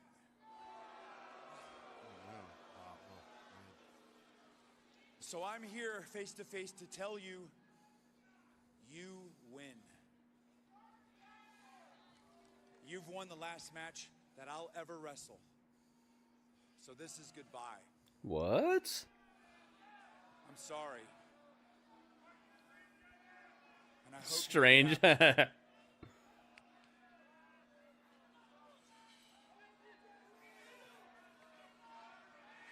Hangman realizes what he did. Wow, that was heavy, man. He has a little bit of remorse. You could see it. Good. This is some good. I love Hangman, dude. Hangman's so good right now. He's so good. You see the regret on his face. It like soaked into his facial expression. That was such a good job right there. Yeah, Tony Khan kept that neck brace. That's what I said. I said he borrowed it from Tony Khan. He still got it. He probably had it in a case or something. Character development, yes.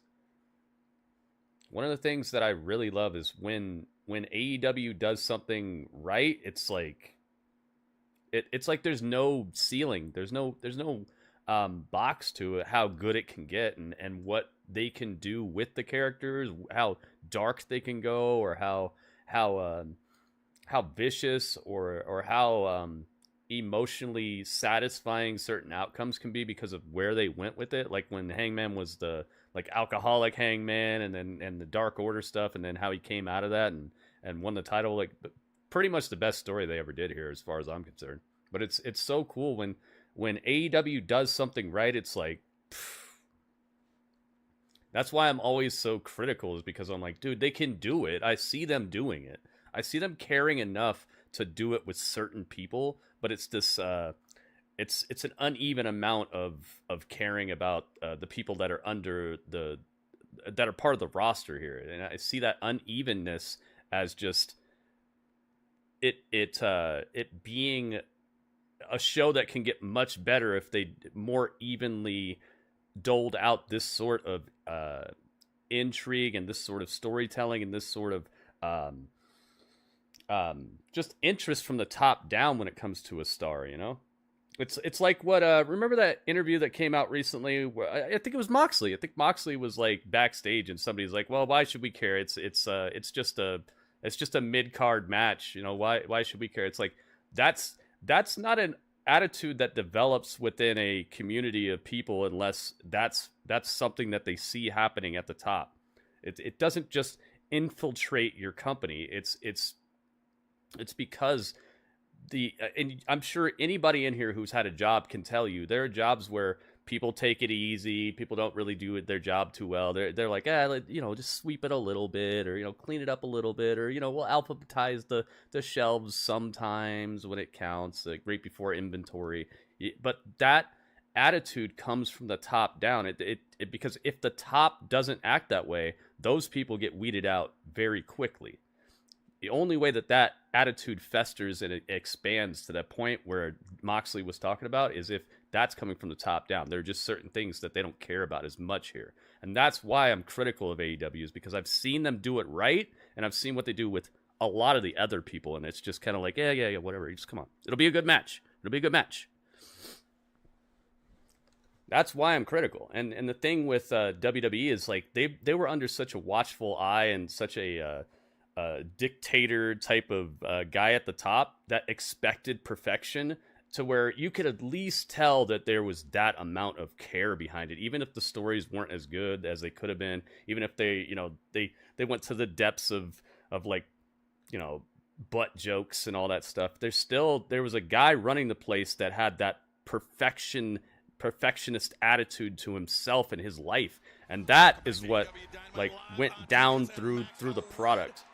Here you can tell there's just certain things that are like, whatever.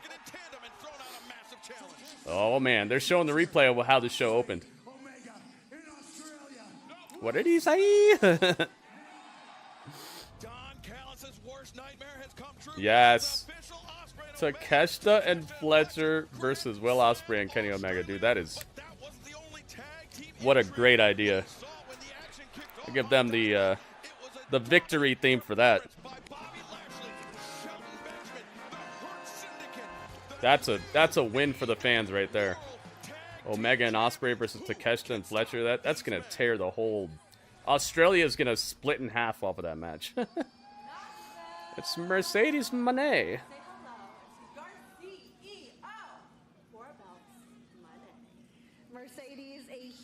huge congratulations. We watched her blog from Japan where she won this other title. You've got 4 championships in your collection. Very good blog. Mercedes, from the minute that you walked in here to AEW, you've been saying how you want to take things global. You've obviously been doing just Yeah, we're getting that. recaps. We're so early into 2025. What else do you have planned?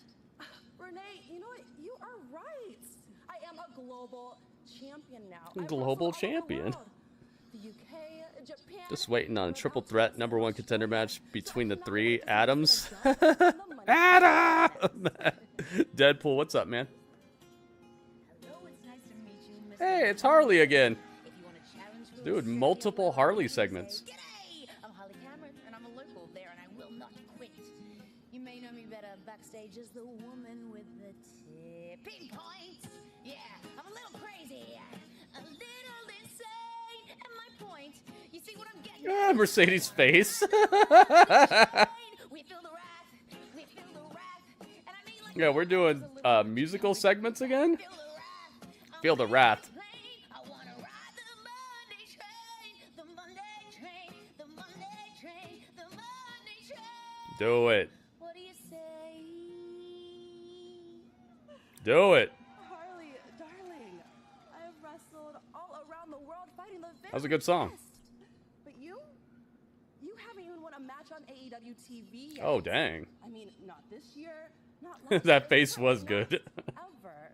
So that's gonna be a hard nar. Nar. Oh.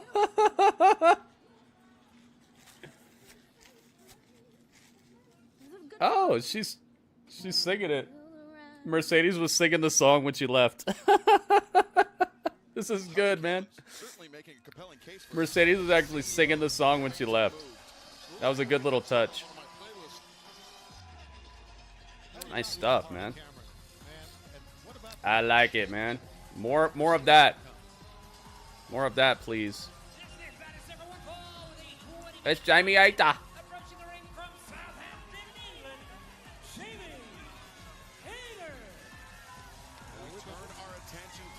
Why is she not stomping to the beat anymore? Oh man, I miss her stomping to the beat. Returning from injury last year, all in London, it was a huge moment for her. Jumping. You just saw the PCO thing? Yeah, we did that last night in here, Super Mario. And she looked sharp, but unfortunately for her, not long after Hayter returned, so. Oh, it's time. It's time. It's time for Jamie to carry the match and closely win, I think.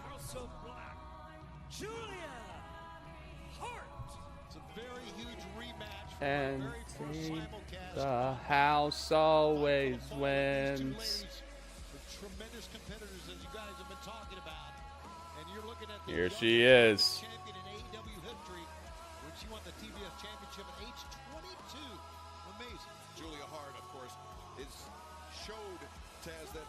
Wait, do Brody King and Buddy Matthews have a tag match tonight, or is that on Collision? In the strength department by Jamie Hayter, but Julia Hart knows how to tip the scales in her favor. Absolutely, using her athleticism. So cool. Her abilities, I mean, and that black mist. Absolutely, and she knows how to pick her spots with that black mist, which is important. Let's see what's up with this. Let's put a prediction on this one. In the women's casino gauntlet match, as soon as these two entered the match, Who will win? going at it, picking up right where they left off 3 weeks ago. But fans, we've had some huge announcements here tonight on Dynamite. It's been a pretty good episode of Dynamite, I would say, man. Only very few things have been a little outside. A little outside. Julia. No, this is Julia. Julia is on the other channel. Julia is the NXT Women's Champion. That's how you set a tone, Shivani, to start the match. You're not kidding. That's big news. And All right, predictions are open on YouTube, guys. Get your prediction in now if you'd like for them to count. It's going to be not only for the 6th of April, but for next week, because she's hit the safety rail hard. For the next 30 seconds, because remember, Julia returning from that shoulder injury shortly after Jamie Hayter returning to action last year. And now Julia Hart, though. Jamie Hayter. All right, predictions are open on Twitch as well, guys. You got a little under 2 minutes to get your prediction in, so let's see what you guys think is going to happen here. Jamie Hayter looks like she went to the sky blue merchandise shelf for her outfit.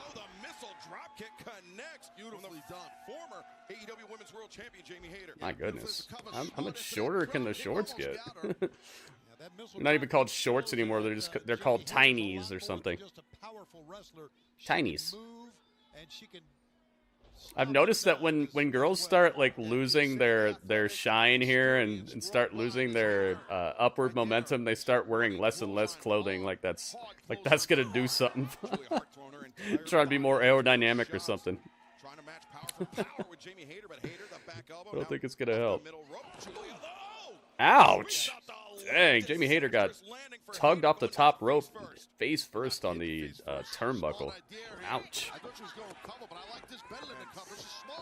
I like this vicious, unconventional offense from Julia here. Do you think that the mist, that Harley Cameron got in her face is changing her? Maybe that's why she's getting more segments. Maybe it's changing her into somebody who like craves the attention or something, and she's getting darker and more like selfish. You think the mist? But she showed up tonight and she didn't have like a weird makeup or anything. Oh my goodness! Look at this legato. What? Look at this. Why are you throwing Cesario through the table like this? Look, it was Mox. Bobby Lashley should pull off the first video. Second video reminds me of Hangman Page. Oh, yo, legato, thank you for the tip, man. Legato with the first tip of the day. You know what? It's actually the first tip of the last 4 days. We haven't had a tip in 4 days. Thank you for breaking the streak, legato. I appreciate it, man. Thank you for the $5. Dude, that's enough for me to get two and a half subscriptions to that newspaper from Better Off Dead.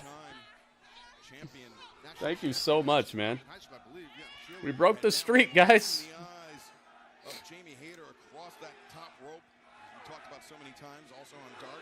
Thank you so much. Yeah, it's been a good show.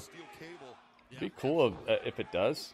Yeah, Heartbreak. I think that might be what's happening here. I think that getting misted like that has turned her into a more like selfish person, or maybe it's kind of like the remember? Didn't? Because the Fiend changed people as well. When you came in contact with the Fiend, it changed like Seth Rollins, and Seth Rollins came in contact with.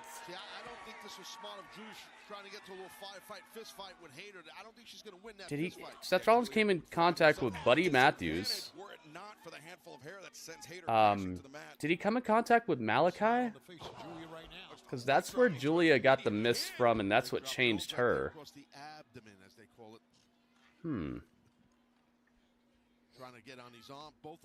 And Malachi? Okay, cool. All right, so it is still moving through people. I love that they've kept the curse of the Fiend alive, and it's not even really a curse. It changes people more into their true self, or it like reveals the person they are under the facade of like trying to be liked by other people and all that.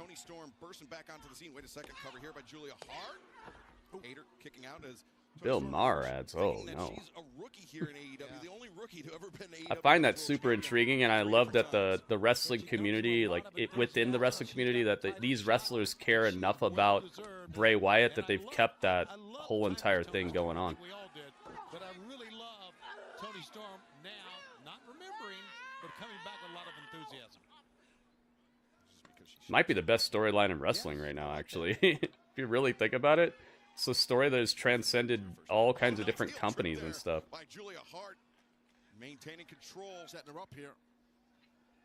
And that's a heck of a legacy to leave behind as well, that people care enough to keep it going. On TBS, Julia Hart making the climb to the top. But Jamie Hayter trying to prevent the ascent, but no, Hayter chopping at the knee. Yeah, clipped and chopped at the back of that left knee. That was nicely done by It's even running through the women's division over here, you know? That's crazy. In the making, Julia Hart got the better of Jamie Hayter. To kick How the Fiend's curse could change Punk? You know what? I think it has kind of. Tough back suplex off the ropes. Tough landing for both ladies. I think it has kind of, because remember when he first showed up here, he was in WWE. He was talking about, I'm not here to make friends, I'm here to make money. But now he's like really playing to the crowd and stuff, and so maybe it's revealing that underneath all that, like the facade he had when he first showed up, that now that it's exposing that he does care what the fans think, that he does want that adulation from the crowd. Maybe it's already changing CM Punk as well. Austin and then Brisbane on Saturday, February 15th. Look at these two ladies go at it. Oh. Oh. Jamie Hayter striking back like the Empire. Cracking the jaw of Julia Hart with those elbows. Julia Hart. A little do-si-do. Julia has come along a bunch. I don't want to discredit the progress she has made, but she definitely still has that like rookie footwork going on. Landing hard on that shoulder, Taz. That's tough on those Germans, man. When you have a shoulder issue, Like that unsure rookie footstep pattern footwork. she's in a lot of pain, Julia Hart. She's holding her head. Shoulder's got to be feeling it, guys. Like if you watch how Jamie Hayter moves in the ring, just watch her feet. Watch how she walks. It's more sure-footed. It's more like targeting. It's more moving right into the position she needs to without thinking about it. You can see Julia Hart like counting and thinking about steps and stuff. Oh my God, single leg crab is just stretching Julia. Jeez, man. That's some DDP yoga for you right there. Goodness gracious, Julia. Getting stretched. There we go. Julia Hart gets to the ropes. Ref's got to break this up. Jamie Hayter holding on for dear life. She didn't want to let go of that hold. Good match sense, but something that Julia Oh, it just clobbered her in the back of the head. She's like, "Oh, you want to get to the ropes? Fight forever." Nice octopus. Oh my goodness, yo. She's like, "You want to stretch my leg? How about this?" You guys think octopus are aliens? I think octopuses are aliens. Octopi? I think they're aliens. They're so weird. I don't think they're from this planet. Ooh. 2 count Julia gets on Hayter. This is actually a pretty good match. That was a nice counter by Hart. Yeah, the devious tactics of Julia Hart paying dividends Aw. here. Little unfortunate fake clothesline right there. Ooh. Ref is giving them every opportunity to kick out. It was Hart with the advantage. I know Calamari is good. Yeah, I like Calamari. It's toll on both combatants. Back elbow. Taki is what they call the, Or maybe not. or is it taco? Taki? Taco? I think it's Taki. Takoyaki? Takoyaki. I think that's what they call, octopus in Japanese. Yeah, Jimmy John's. Taki Tuesday. Julia will win. Did you vote? 70% of the chat on YouTube believes that Julia is going to win this right now. I think, I don't think she's going to win. I think Jamie Hayter will win this one because they advertised it as the second match that they've done. It's actually branded as Julia versus Jamie Hayter 2. I think there's going to be a 3. Yes, she won. Yeah, Jamie Hayter won. Yep. Wow, I bet you that hurt Tony Khan to do that. Julia will win the trilogy. Do some attempted murder. Attempted murder. Fancy that today? Yeah, it was a pretty good match.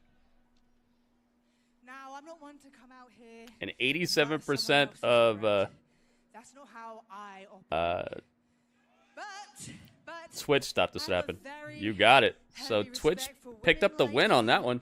who do what they want to do, no matter what anyone says. You may Much better be than her your first own match, for tough, sure. But of that Absolutely. spitting crap in my face or trying to kill me with an arrow. No matter if you have 1 million people behind you, 2 big men standing right next to you, or as you are now, all alone with no one beside you, you're still a tough bitch. Oh. Julia can't hide her smile. She loves smiling. And when you want It's Taco? Okay. Yeah, Goki, thank you.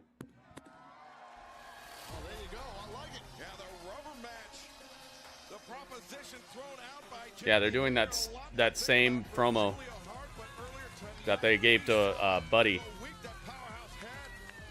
Jamie Hayter picks up the win. Yeah, that was such a better match than their first one, man. That first one made me not want to see this again. Saturday on Collision. Well, guess what? Jacksonville is where I got my start, and you don't have to look for me very hard. What was Powerhouse before he was a wrestler, guys? Was he some sort of like power lifter or something?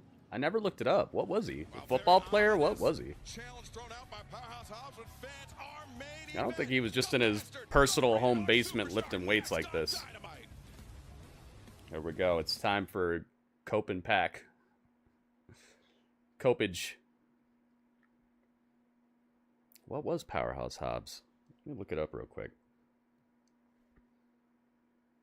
Powerhouse Hobbs. No, stop. Powerhouse Hobbs. Nope. Powerhouse Hobbs.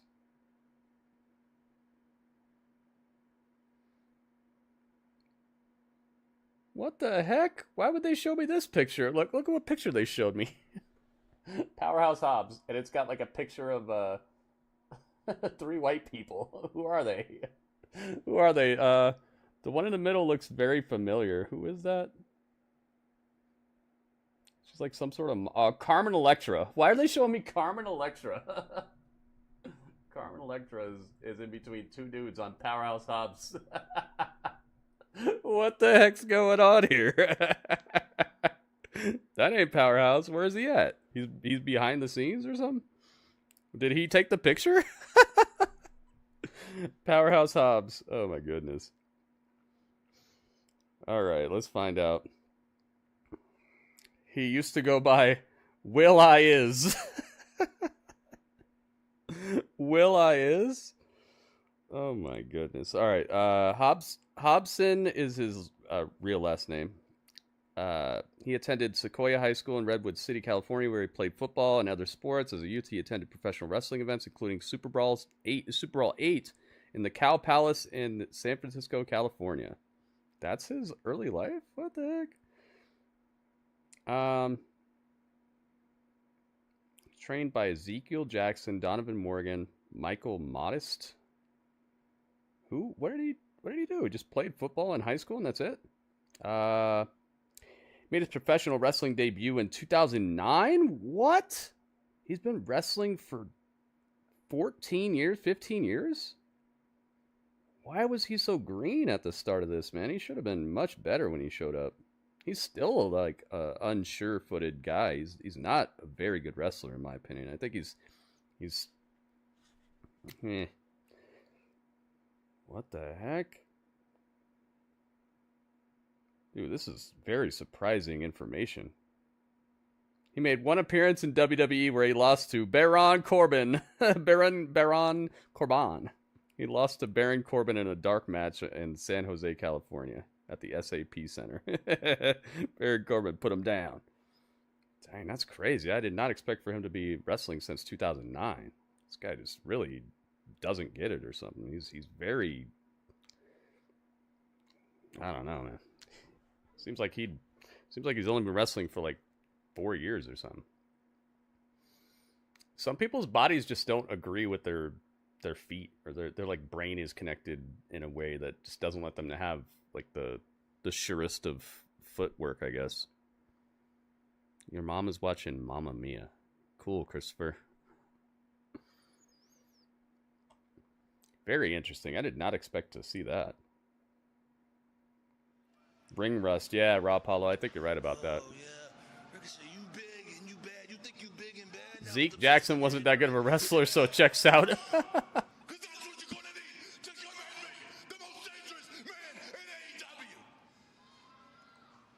Swerve's getting mad. Atlanta, Georgia. The chase is done. The lion finally gets his hand on that freaking rodent. Maybe, just maybe, I catch it a little sooner than that. Ooh.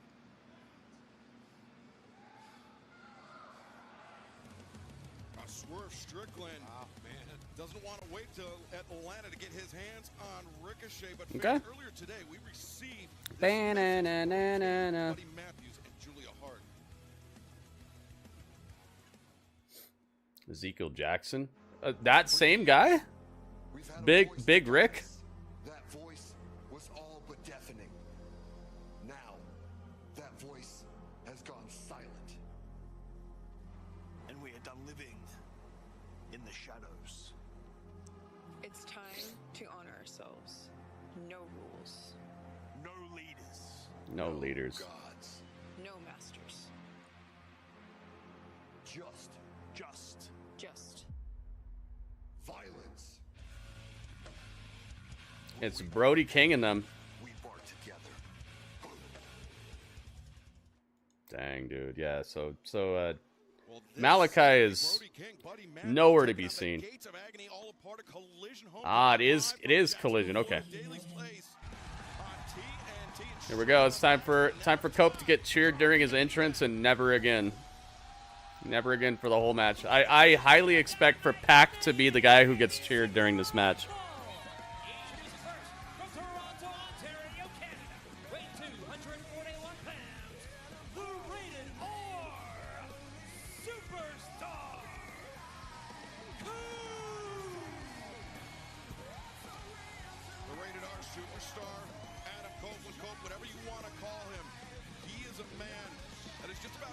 It's Copage. And you were there to witness a very large part of his career. Absolutely, I was. There we go. Predictions are open on YouTube, guys. So many years, so for sure, it's kind of surreal. Still calling this guy's matches. He still looks amazing. Cope gets it done still, man. I think it was an amazing moment that he signed with AEW. It was one of the great moments we've had. But man, his opponent does not care about his accolades. It's time for Pac to stare at us through the gate.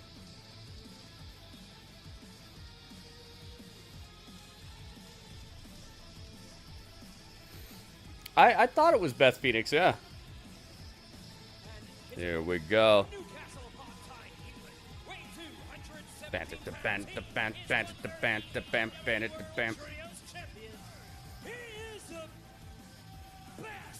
I love how he says that. He is a.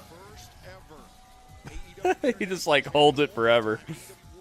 You'd love to see heel rated FTR after they win trios titles, huh? Might be a good idea for them to stop fighting against it, because they're very unlikable. I think you might be onto something, Nathaniel.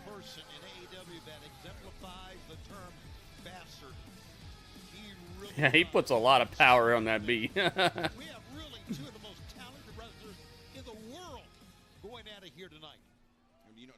All right. 60% of the chat believes that Pac is going to win this right now on YouTube. And now the prediction is open on Twitch, guys. Get your prediction in now if you'd like for them to count. You got a little less than 2 minutes on Twitch. The Death Riders have no compunctions about targeting that surgically repaired neck of Cope. And I think Yo, everybody on YouTube, you should subscribe to Heartbreak Beats. Heartbreak Beats. He makes very good beats and very good songs. He just went on like a marathon and created an album, and it's really good. Has very good beats, and it also has some pretty punchy lyrics too. It's got some meaningful messages in there too. Hook it up, guys. Get subscribed up. It'd be awesome if we can get him to 100 subscribers by the end of the night. Which let's see how many he needs. Let's see. many do we need? It's a downright travesty that he's not above 100 subscribers. This dude has incredible stuff, man. Wait till you hear it. You'll be like, what? What's up with this? John Moxley, to me, wants to avoid Cope, and here he sends Pac out. And Pac's mission is not only to win a match here, guys. It goes further than that. He's one of the people who makes me believe in, like, dead internet theory. He only needs 19 subscribers, guys. Let's do it. Everybody in here subscribe to Heartbreak Beats. Here, I'll give you the link. I guarantee you will not be disappointed. If you like hip-hop, he doesn't just do, like, straight-up hip-hop stuff. It's not like, oh, man, yeah, hip-hop. It's just good music, man. You'll see. They're surprisingly good when it comes to just the amount of people who are paying attention. Everybody needs to figure it out. On YouTube? YouTube. He does Twitch streaming too. But I was just talking about his album. I'm talking about his music. There's the link, guys. Hit it up. See if we can get him to 100 subscribers, guys. It's only 19 are necessary, so if everybody in here goes and does it right now, he'd be above 100 easy. I mean, it's almost seemingly endless higher and higher gears. He can push the pace just as soon as you think Pac is being outpaced. Kopage is a huge guy, man. He's deceptively large. Seeing him all those years in WWE, he didn't stand out as such a large guy, but over here it stands out. Oh my goodness, yo, Bob Stone? Bob Stone, cracking 2 cold ones with the chat. Thank you so much, man. $2. Bob Stone! Bob Stone Cold! Bob Stone Cold! What is Bob Stone Cold doing in the Dynamite Zone? Yo, Bob Stone Cold. Bob Stone Cold. Thank you for the $2, man. The midsection. The bastard goes off the top. Pac was inside the ring. Oh, look at this. Cole baited him in. Wow. Swept out the legs. And now, what's he got in mind here? What's Cole doing? Oh my goodness. Pac put face first into the steel steps. Me oh my. Copeland, a lot of strength there. Ouch. Hit him with like a wheelbarrow face buster. Holy smokes. And now Cope. Thank you, Goki. I didn't know that. Into that barricade. That heavy, solid barricade. Right there. I'm sorry, Cope broke the count. The referee was about to count him out, so it was a good job. Better move there, Excalibur, by Cope. Which means he's not done on the outside with Pac. That is a 10 count here on the outside. There we go. There we go. Cope depositing Pac, stomach first, or abdomen first, as you called it, Taz. That's abdomen. No, you said it. Abdomen. Abdomen. The abominable stretch. Remember when Mike Tyson called it the abominable? Abominable. Not abdominal, abominable. Oh my goodness, not the Lego announce table. This thing has already had enough problems tonight. Yeah, put it back together, Kopage. Pac's getting just destroyed over here. Once again with the advantage. Pac's head bounced off our side. Oh my goodness. Robert to the stone. Hit us with the bits. Robert Stone, thank you, man. Thank you for the 40 bits. Oh, and the perfect 10. The perfect 10. Hit him up. Thank you, Robert Stone. Shoryuken. We got Pando doing Shoryukens.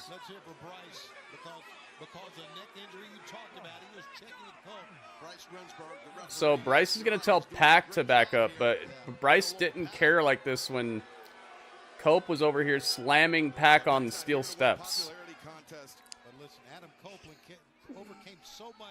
They have a continuity issue, dude. This guy, Will Washington, is not good at his job.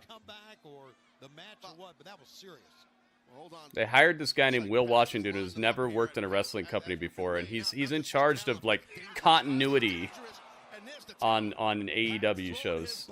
It's like, dude, yeah, I see your issue here. There's a reason you have an inconsistent product here. The guy you hired to look after that doesn't know what he's doing. His eyes are gazed over a bit, and because Pat gave the ref the finger. I'd do the same thing. I'd be like, oh, you didn't care when he slammed me on the steel steps over here, did you? Taking care of your boy. I mean, even at its most basic, it's like So weird. Every time I see Sting in the audience right here, I'm like, wait a minute. Oh, that's just a fan. Pac was that car, and he has definitely damaged the neck of Adam Nice. Copeland. Nice, Goki. Perhaps, I mean, I say perhaps, but almost Let's be fair, Pac never had to retire because of neck problems. Yeah, Pac also didn't jump off of a steel cage on his own accord either. I don't think this guy is as frail as would warrant unfair treatment from the referee. Jeff Jarrett, MJF as well, but right now lateral press. Listen, guys, Moxley's the world champion. Okay, everyone should be going after the world champion. Right. That's what you're here for. If you don't want to be the world champion, you shouldn't be in a company this size. You want to make the most money. You want the biggest prize. It's the Choking Copage. Moxley knows that. Cope's getting choked. Use his soldiers to run Center of the ring. and I don't blame him. It's smart by Mox. Pac with a suplex. There by Pac, but Okay. I mean, to that point, though, it seems about Pac is just a ball of muscle over here. it's more than being the champion. It's Coping with bad reps. keep away from everyone else. This guy's a clown anyway. He's the guy who was in that Moxley Dax match. That same ref. I'm not Moxley. Jericho Dax match. It's the same ref that was in that weird debacle. So in essence, I get what Excalibur's saying. It's kind of like he's holding the championship hostage per se. Yeah, well, you know what? John Moxley is a smart guy. Oh, Pac stomping the back of Copage. Like he's a brawler and doesn't know what he's doing. Super intelligent. You're exactly right. Super intelligent. And he has built himself, as you mentioned, Taz, soldiers. And these soldiers are fine athletes who are going to protect studs. You're right. Oh, Shivani, you're right. They're not. They're cheering for Cope. I was wrong. They're actually chanting for him. They're beasts, man. Handpicked. Now, top rope Jones here, so Pac can do whatever he wants up there. He's well versed on these on the top. Pac is on top of he's on the top rope like a gargoyle. Hope's still holding the side of his head. Oh, man. Big time missile drop kick hit its mark. Missile drop kick and a kip up. Athleticism is Pac. Yeah, they're cheering for Pac though. I was right about that. Nick Patrick. Oh, Joe Soup. Now you're speaking Legato's language. Speaking my language too, I find that guy super entertaining. Are all the episodes of Raw on Netflix now? The old ones, like the ones from the Monday Night Wars. Do you guys know? So I want to get back to doing the classic historical battles. We're doing an episode of Raw and then an episode of Nitro back to back. And actually show the matches on the screen and everything. It's not like this where I just have to put pictures. But I want to get back to that. But it was for a little while there. Raw left Peacock, and I don't know how able we'd be to do that show. It's one of my favorite things that we do, but I didn't want to overpromise and underdeliver. We've been seeing Nick Patrick in his neck brace. He was looking like Christopher Daniels tonight. Or get your hand, get some separation, try to get that crook of the man's arm. Edge is getting, Copage is getting choked out over here. This one here on Max and TBS as long as it takes. And let's see if Adam Copeland can mount a comeback. Now but Pac, snap suplex. Pac with another suplex. Shorter than the man, not as tall as Copeland. His hips are already under Copeland, so he can peel off that snap suplex like that. Yeah, great leverage for Pac. As Copeland, you can see, struggling up to his feet. Gets the boot up into the jaw, though, the charging bastard. I was about to say, Legato. Oh, they are? Okay. I don't know then. Hopefully somebody will be able to answer the question. I guess I could just look it up. But, you know, I feel like we got enough heads in here that we can figure out the answer to that question without me looking it up. Yeah,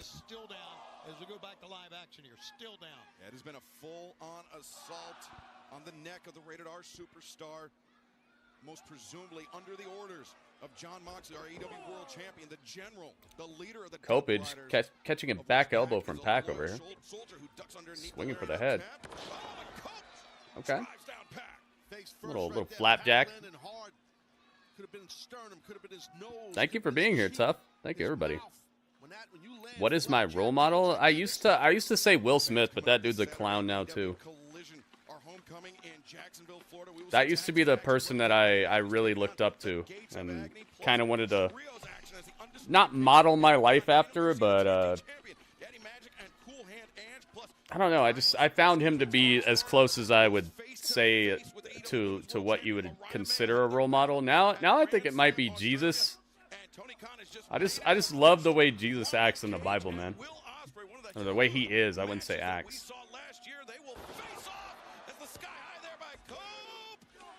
He seemed like a really cool dude. Cage and Ospreay live on Dynamite Plus.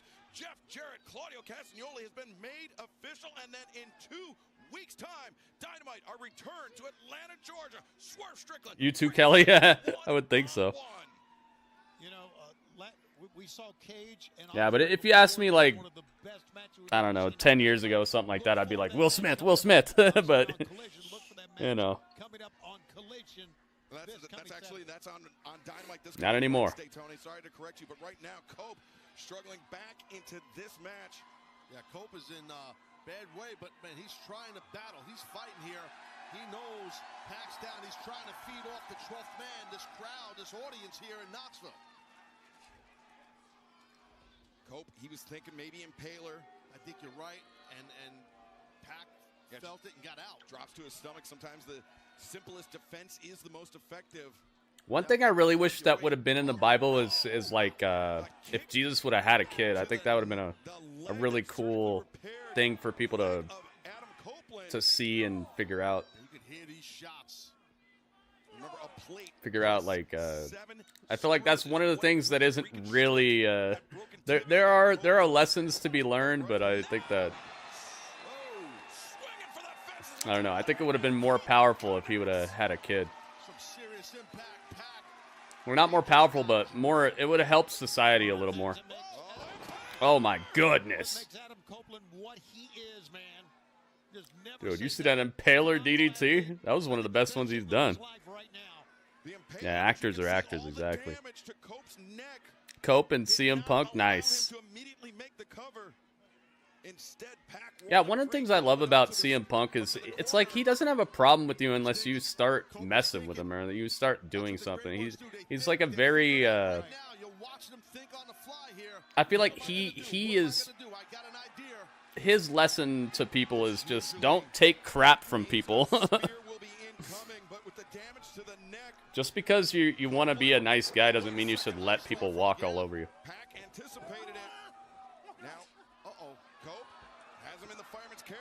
Oh my goodness.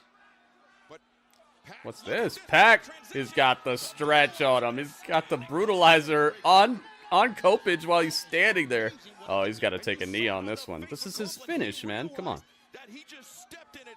And it's around his neck, too. Come on, man. You got to take a knee on this one. Please, please, Copeland. There you go. He fell down, okay. Netflix didn't add all Raw episodes yet. Do you know what is on there, though? Like, what year they start at or anything like that? I'm looking for the time during the Monday Night Wars, which would be like around 96, 97. Like the start of that. And we've been talking up Pac, his resume, his record. And you know, many people think of him as a high flyer, but he's so multifaceted. Oh, wait a second. Pac. Look at that. Pac with some muscle. Picked up Copeland like he was just nothing. Super kick to the back of the neck. To the base of the neck. Cope is stunned. Cope looking like a red Santa Claus over here. Right to the back of that beam, man. Right to the, there's a German suplex. Pac is just packing on the damage. Bryce Remsburg, the referee. I mean, I can't remember the last time I've seen Copeland. Yeah, especially Travis, exactly. And that's the thing, is like, I don't think he just snaps on people. I think that you have to do something to him for him to get upset. Or for him to start, you know, giving you stuff. Here we go, Brutalizer again. Pac's got him. Oh my goodness, the Brutalizer. No hope for a rope for Cope. How much more can Copeland take to that neck? Taz, this could very well be a tap or snap situation for Copeland. Yeah, Kelly. No, Cope's in trouble, bro. I'm telling you. Luckily, I didn't let people walk all over me. I learned a long time ago, and I think it's because of the area I lived in. I was like one of the only black people within within my city. So obviously I had to deal with people treating me differently or coming at me sideways and all that. So I think I learned that lesson really quickly. Like back in elementary school, that you can't let people walk all over you because you just become a doormat. So I always fought back. I didn't win all the fights, but I always fought back. I was like, nah, man. We ain't gonna do that. People learned quickly that to just don't try that crap on me. It actually made me some of my best friends. Fighting back against people treating me badly, and I'm just like, nah, man. And they like I earned their respect, and some of my best friends were people who weren't very nice to me when I first met them. But it's like, dang, man, this guy's, I like earned the respect, you know. You have those neck injuries, they linger. I'm telling you from experience, you get that numbness even on offensive moves, and that's probably what Cope is dealing with. Dang, a spear to the back of Pac. Cope up to his feet first, Pac. Cope has some hope. The back of Pac is jacked. Get in position for a potential rope break with whatever Copeland has in mind, but instead, this match is way too long, dude. Center of the way too long. This is the guy who's gonna be a world champion. Why is he having trouble with like the henchman? There you go. He's got it. Copage wins. Only 50% of YouTube thought he would win this too. You see what I'm talking about? Like this ain't your guy for the world title, man. He's such a placeholder challenger right now. Crowd barely cares about him. He's not looking overly vicious or devastating. It's just a placeholder of a challenger.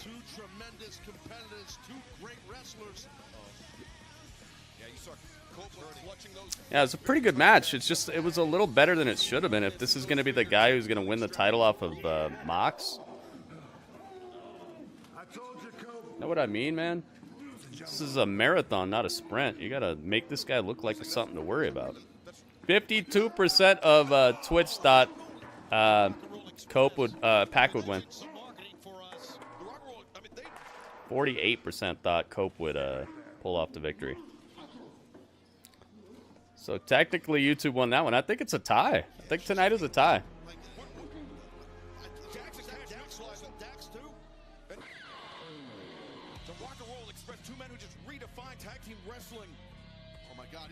Cope wins. Yeah, Pac's so good, dude. I did a list when it was a couple years ago, and I said Pac was my #1 guy. I was like, that's the best thing they got. But he's just another guy now.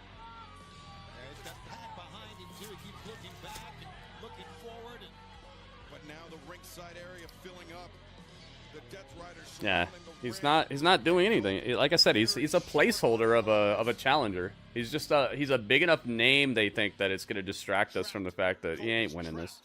He ain't getting this title. And his allies are and Cope tied up backstage.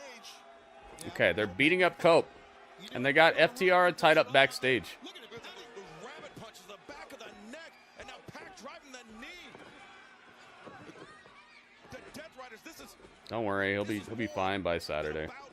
Defending John Moxley's AEW World Championship. Why so much hate for Cope? I'm not hating on Cope. Jay White is here. Whoa. Just when we thought Copeland was out of allies. It's Jay Whitehall. How's this gonna even the tide here, though? Jay White's good, but now he's in the ring with Pac and Moxley. He throws Pac out of the ring.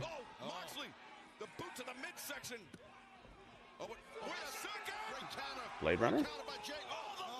No, low blow by Yuta.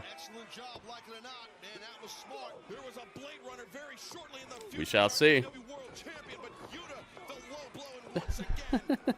Yeah, Jason. Not hating on Cope. I'm stating that he's not the guy, and the crowd barely cares about this dude right now. I'm stating what I'm seeing on the show. And I'm stating where he's at right now, like realistically. I'm not hating on him.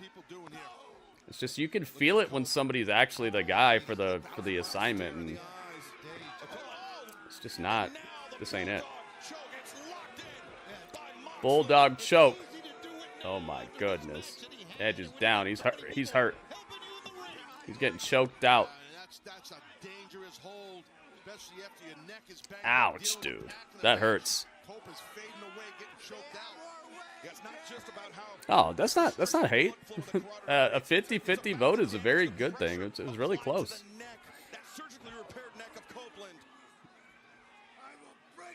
Plus, a lot of people probably think that Pac is a lot more like physically capable right now. Moxley delivering a sermon on violence to the rated R superstar along with the Death Riders. They left both Jay White and Cope laying. Adam Copeland, he's going to need some serious medical attention, fans. We thank you for joining us here tonight. We will see you Saturday night for Collision.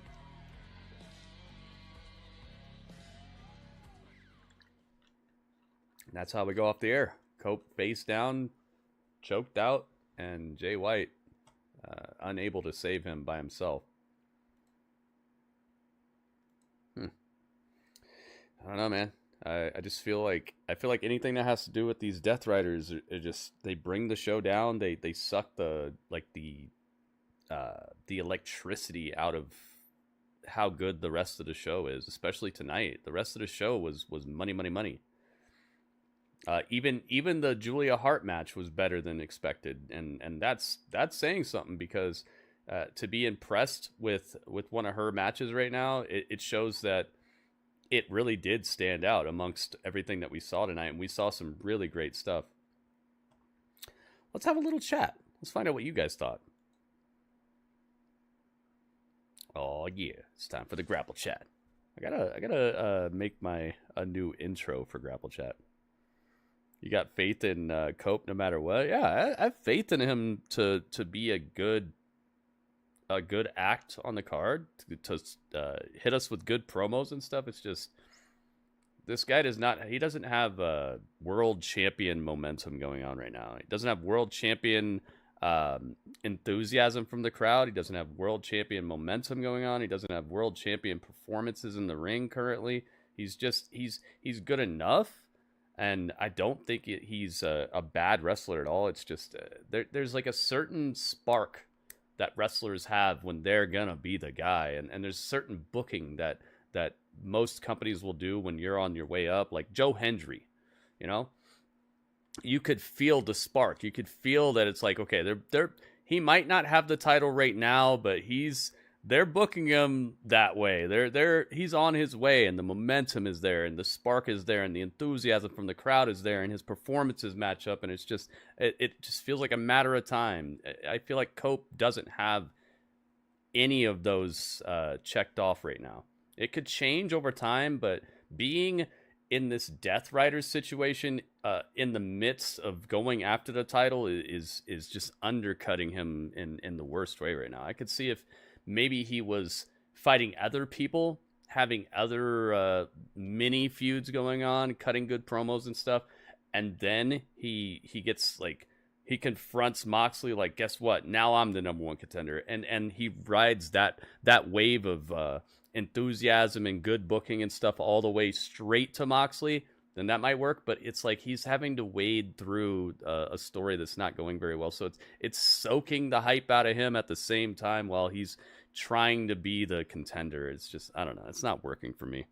And it doesn't sound like it's working for the crowd either. They like barely got one chant going for the guy that's supposed to be your next world champion, possibly. You know, I always look at it like, how are the people acting? Are they acting like he's gonna be world champion, or are they acting like he's just gonna fight for the championship? And they're two different things.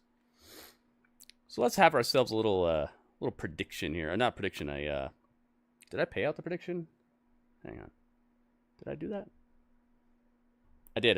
Okay. I did. All right. Let's get the Captivator up. And let's find out what you guys thought.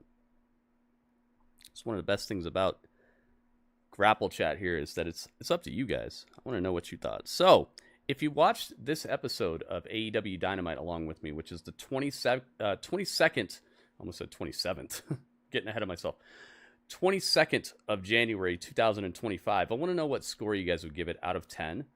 Keep in mind, there is a caveat to that. The lower the score, obviously worse. The higher the score, the better. But the highest score I'm going to accept is going to be an 8.4 out of 10. This is to evade people just giving it a 10 because they love AEW so much.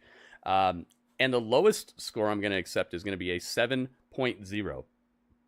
And that is to evade the other people who just hate AEW so much. So if you want to give a score, please keep it between 7.0 and 8.4.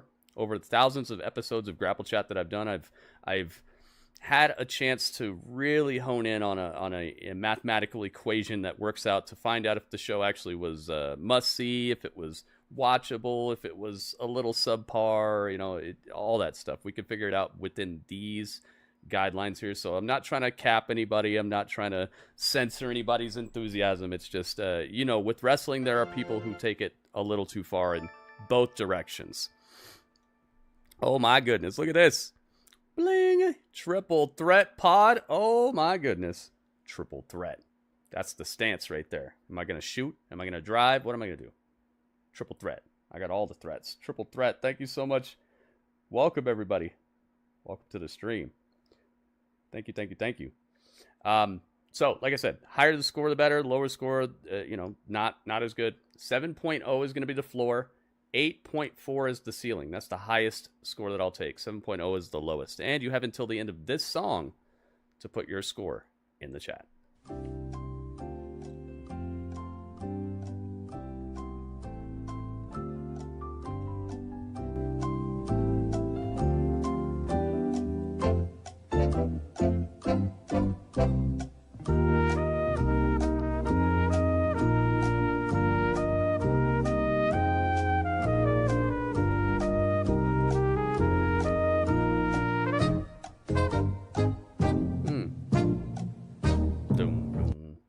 Go.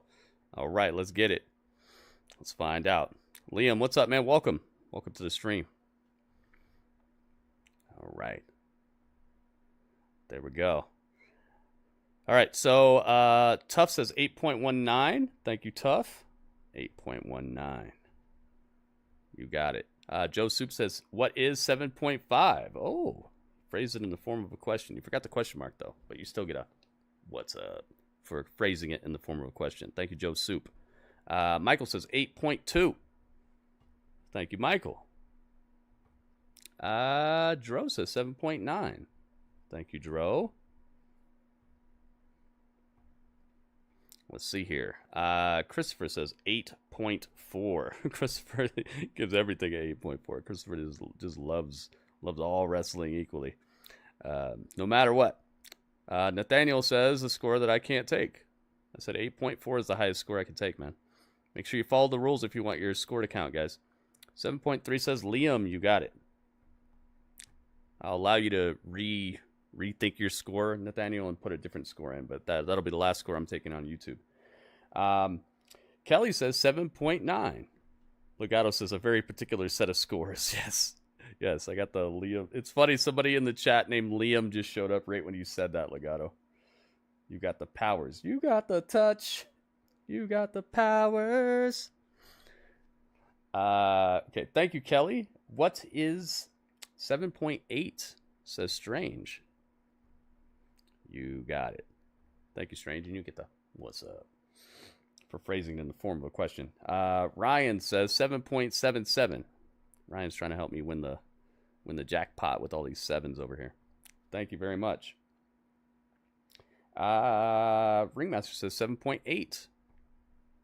I think it got across the line because of that Sting cosplay in the front row. Thank you, Ringmaster. WB says 7.82. There you go. I think that's probably what I'm going to give it. Something like that. WB, thank you. Legato says 7.9. Thank you, Legato. Ta-da. Legato's got those. J-Rock says 7.73. Says just a little below the point for him. Half a point worthy. I see that. I can see that. Raw Apollo says 7.99. 7.99. He's got that pricing. Got the prices going on. Thank you, Raw Apollo. I see you. All right. Let's see here. Nathaniel said 8.3. Okay, you got it.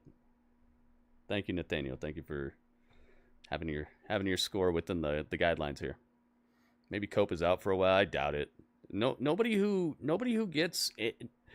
If you recall, the same thing has happened to him already, and he wasn't out. So why would this be what puts him out?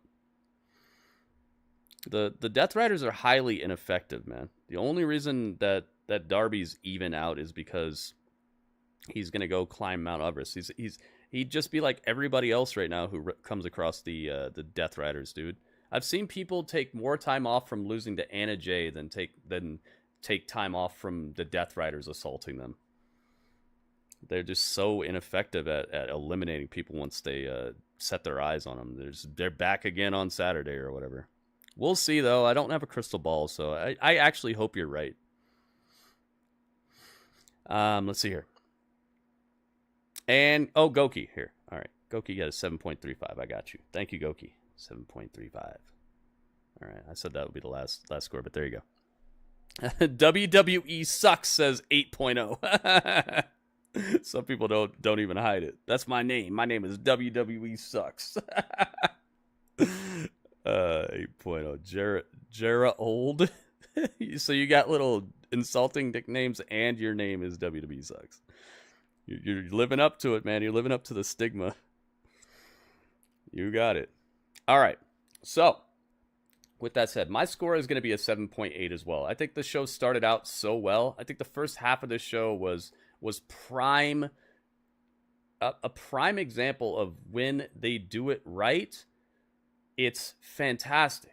And then the second half of the show is where everything started to go downhill and become the prescribed wrestling night, like the prescribed Wednesday night wrestling show. It's like it started out with a heart and soul and an electricity, and the crowd was feeling it. And then as soon as that second hour hits and MJF comes out and delivers the same tropey, tired situation that he's been hitting us with for the past couple months here. He didn't even look like he wanted to put himself together. He was kind of unshaven. His hair wasn't even done up. It looked like he had that fluffy hair that you have when you just wake up or something. His outfit, red glasses and a pink shirt, nothing was good about the way he looked when he came out here. And then his promo was just so uninspired and ended on a super sour note. It's like when you hear somebody singing the national anthem and they hit the wrong note, and it's like everybody knows it, but they don't want to talk about it. It's like, it's national anthem though, so you got to just be like, oh, good, the Rockets regular, yeah, good job. No, okay, I'm gonna call it out. He looks lazy. He looks like he just doesn't care, and it just that presentation is going to seep through everything he involves himself in and everything he does, as long as he's doing it. And it's whatever, because he's just a shadow of his former self right now. And that's what started off the second hour. And from that point on, we got prescribed wrestling show number 12. The show just became every other episode after that. You could absolutely just replace the entire second hour with any other MJF promo, any other Cope match, any other Julia Hart match, except for the one before this, because Julia Hart actually was a little better this time, but still, like, that second hour is why my score is not higher. This could have easily got like an 8.0 if they'd have kept the same energy and the same enthusiasm and the same investment in booking and moving, character development. You saw the look on Hangman's face when he heard what Christopher Daniels said, and when he walked out, like, there's just character development and brilliant acting and just things you want to see the resolution of and questions you want answered. And then guess what? Then we're right back into the same old stuff for the last hour of the show. I'm actually talking myself into a little lower score, actually, because I mean, if the whole last hour is just but Julia Hart and Jamie Hayter actually helped it out, so I can't say it was all downhill. But it definitely just felt like prescribed wrestling action for show number 12 after that first hour. So I'm going to go 7.7, actually. I'm going to say that I would like to watch this show again, kind of, but then the last hour I would tune out. So I guess half the show is 60% of the show is good, and 40% was very missable and felt like I already saw it before. So I'm going 7.7. Not a bad show, but not a show that I would recommend to somebody who's trying to get back into wrestling and they're like, yo, should I watch Dynamite? I'd be like, yeah, watch the first hour and just find something else to do for the second. Just watch something else. And this is one of the things I always test myself on, is because if somebody's trying to get back into wrestling, like they used to watch it, they used to love it, but they became disenfranchised because of how bad WWE got, or how just they had other stuff going on in their life. They raised a kid or whatever, and now they're like, oh, you know what? Maybe I should get back into wrestling. I hear it's good now. Gritty, should I watch Dynamite? I'd be like, watch the first hour. That's when I know personally I'm helping my my reputation with my recommendation. And if I told somebody watch all of Dynamite who's getting back into wrestling, this last hour would absolutely turn off a lot of that enthusiasm that they would have felt at the beginning of the show.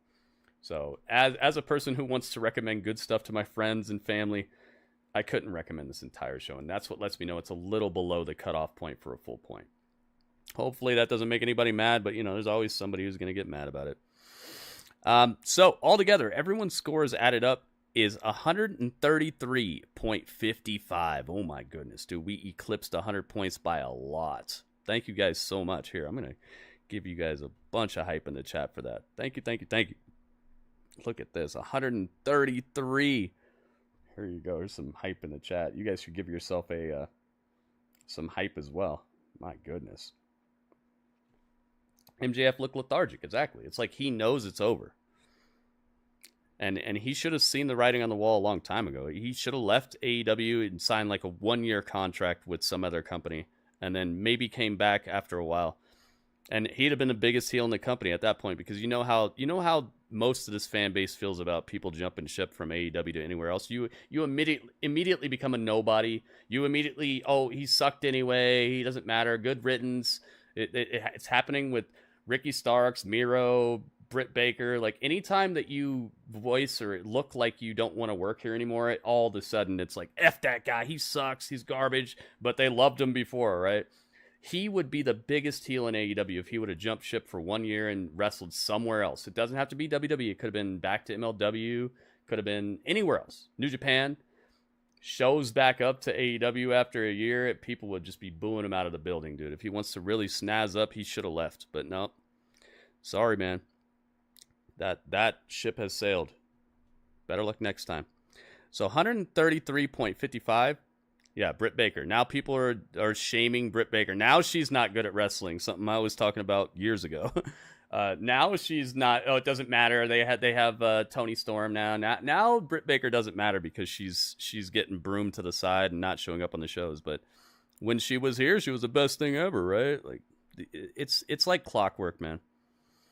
She's still in AEW, yeah, but she's not highly regarded, and there's a whole bunch of the like super duper hardcore AEW fans who are already throwing a bunch of dirt on her and talking trash and saying she sucks at wrestling and all that. It's like as soon as you look like you might be out the door, it's game over. Malachi sucks. He wasn't good anyway. he was holding down Brody King. Like, it's like, come on, man. Yeah, I like her too. I like Britt Baker. I just don't think she's very good at wrestling, but I think that she brings enough of what else is special about wrestling to still be on top of a division. I don't think you have to be the best wrestler to be a good wrestler, if you know what I mean. So 133.55 divided by how many scores we got, which is 1, 2, 3, 4, 5. 5 scores? 6, 7, 8, 9 scores? 10, 11, 12, 13 scores. 14, 15, 16, 17 scores. Dude, we almost hit 20 scores. Let me count one more time because if I mess up this count, it messes up everything. 1, 2, 3, 4, 5, 6. 6 scores. 7, 8, 9, 10, 11, 12, 13, 14, 15, 16. 17? It's 17 scores, actually. Oh, I got to count one more time now. 1, 2, 3, 4, 5. 6, 7, 8, 9, 10. 11, 12, 13, 14. 15, 16, 17. It is 17. Okay, good. Good thing I recounted a bunch of times. All right, 17. We got to keep it precise, okay? We got to cut to precise. 17 divided by, or 133.55 divided by 17 equals 7.855882352941176, which is a really long, complex number to say. They got the point. Let's give them the point. Let's get over here. You got it, Dynamite. Nice. Moving along. Yeah, it was on the cusp. It was on the cusp for me. I just think that the ending kind of soaked some of that out of me, and definitely the last hour could have been a lot more like the first hour, and it would have been a much better show. But yeah, 6.5. There you go. And this season ends next Saturday. Royal Rumble's on Saturday, right?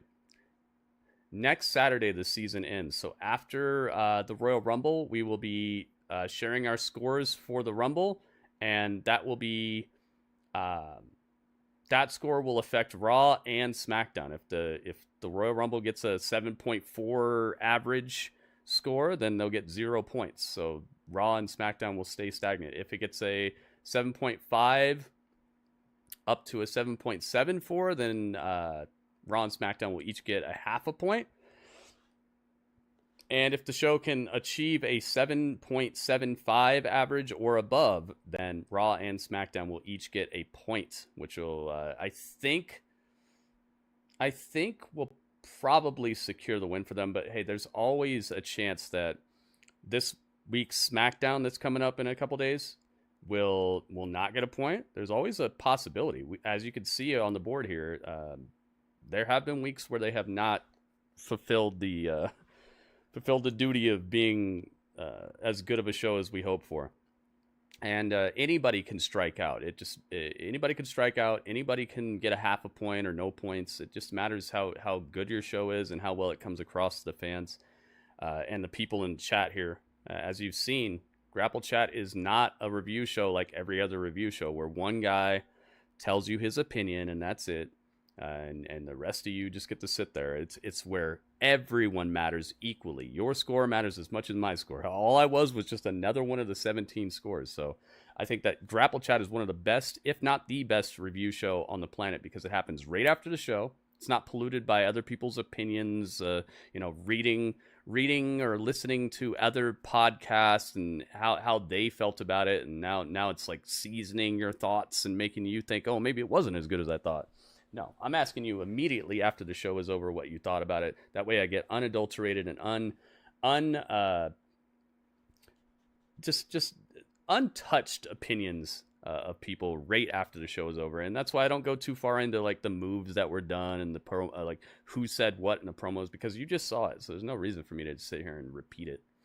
And the main reason I think it's the best review show is because everybody matters. Every single person matters. So we get a really good cross section of the wrestling community, and your opinions, and it's an average score between all of us. So thank you guys for helping me to continue making the dream happen. This is my dream for a wrestling show, and every single time that you guys give a score, it matters so much to me, and I love it so much, because I know that a lot of times I miss things. A lot of times I'm busy talking to people in the chat or giving shout outs for contributions and stuff. So there are things that maybe I didn't quite understand, or I don't see the depth of the storytelling quite right. So it's really awesome that I get to have other people's opinions get in here and help me to be like, you know what, maybe it was a little better or a little worse than I thought.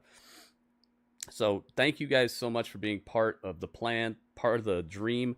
And if you would like to continue hanging out with us on YouTube, if you're on YouTube, get to my Twitch channel, okay? It's twitch.tv/Gritty Urban Saga. I'm live right now on Twitch. Where anytime you see me live on YouTube, I'm normally live on Twitch at the same time. So you don't have to wait around for a stream to start. There's no pre-stream stuff or none of that. You just get on over here. Twitch.tv/Gritty Urban Saga. And there are certain things that I can do on my Twitch channel that I can't do on YouTube without receiving takedowns and copyright strikes and stuff like that. So I get to actually show you guys wrestling matches in their entirety, not just stagnant pictures of Moxley and Mariah May and stuff. So get on over to my Twitch channel. We're going to hang out a little bit more tonight. And on top of that, if you're already on Twitch, thank you for sticking around. Make sure you stick around. Because that was, you know what that was. That was the chat.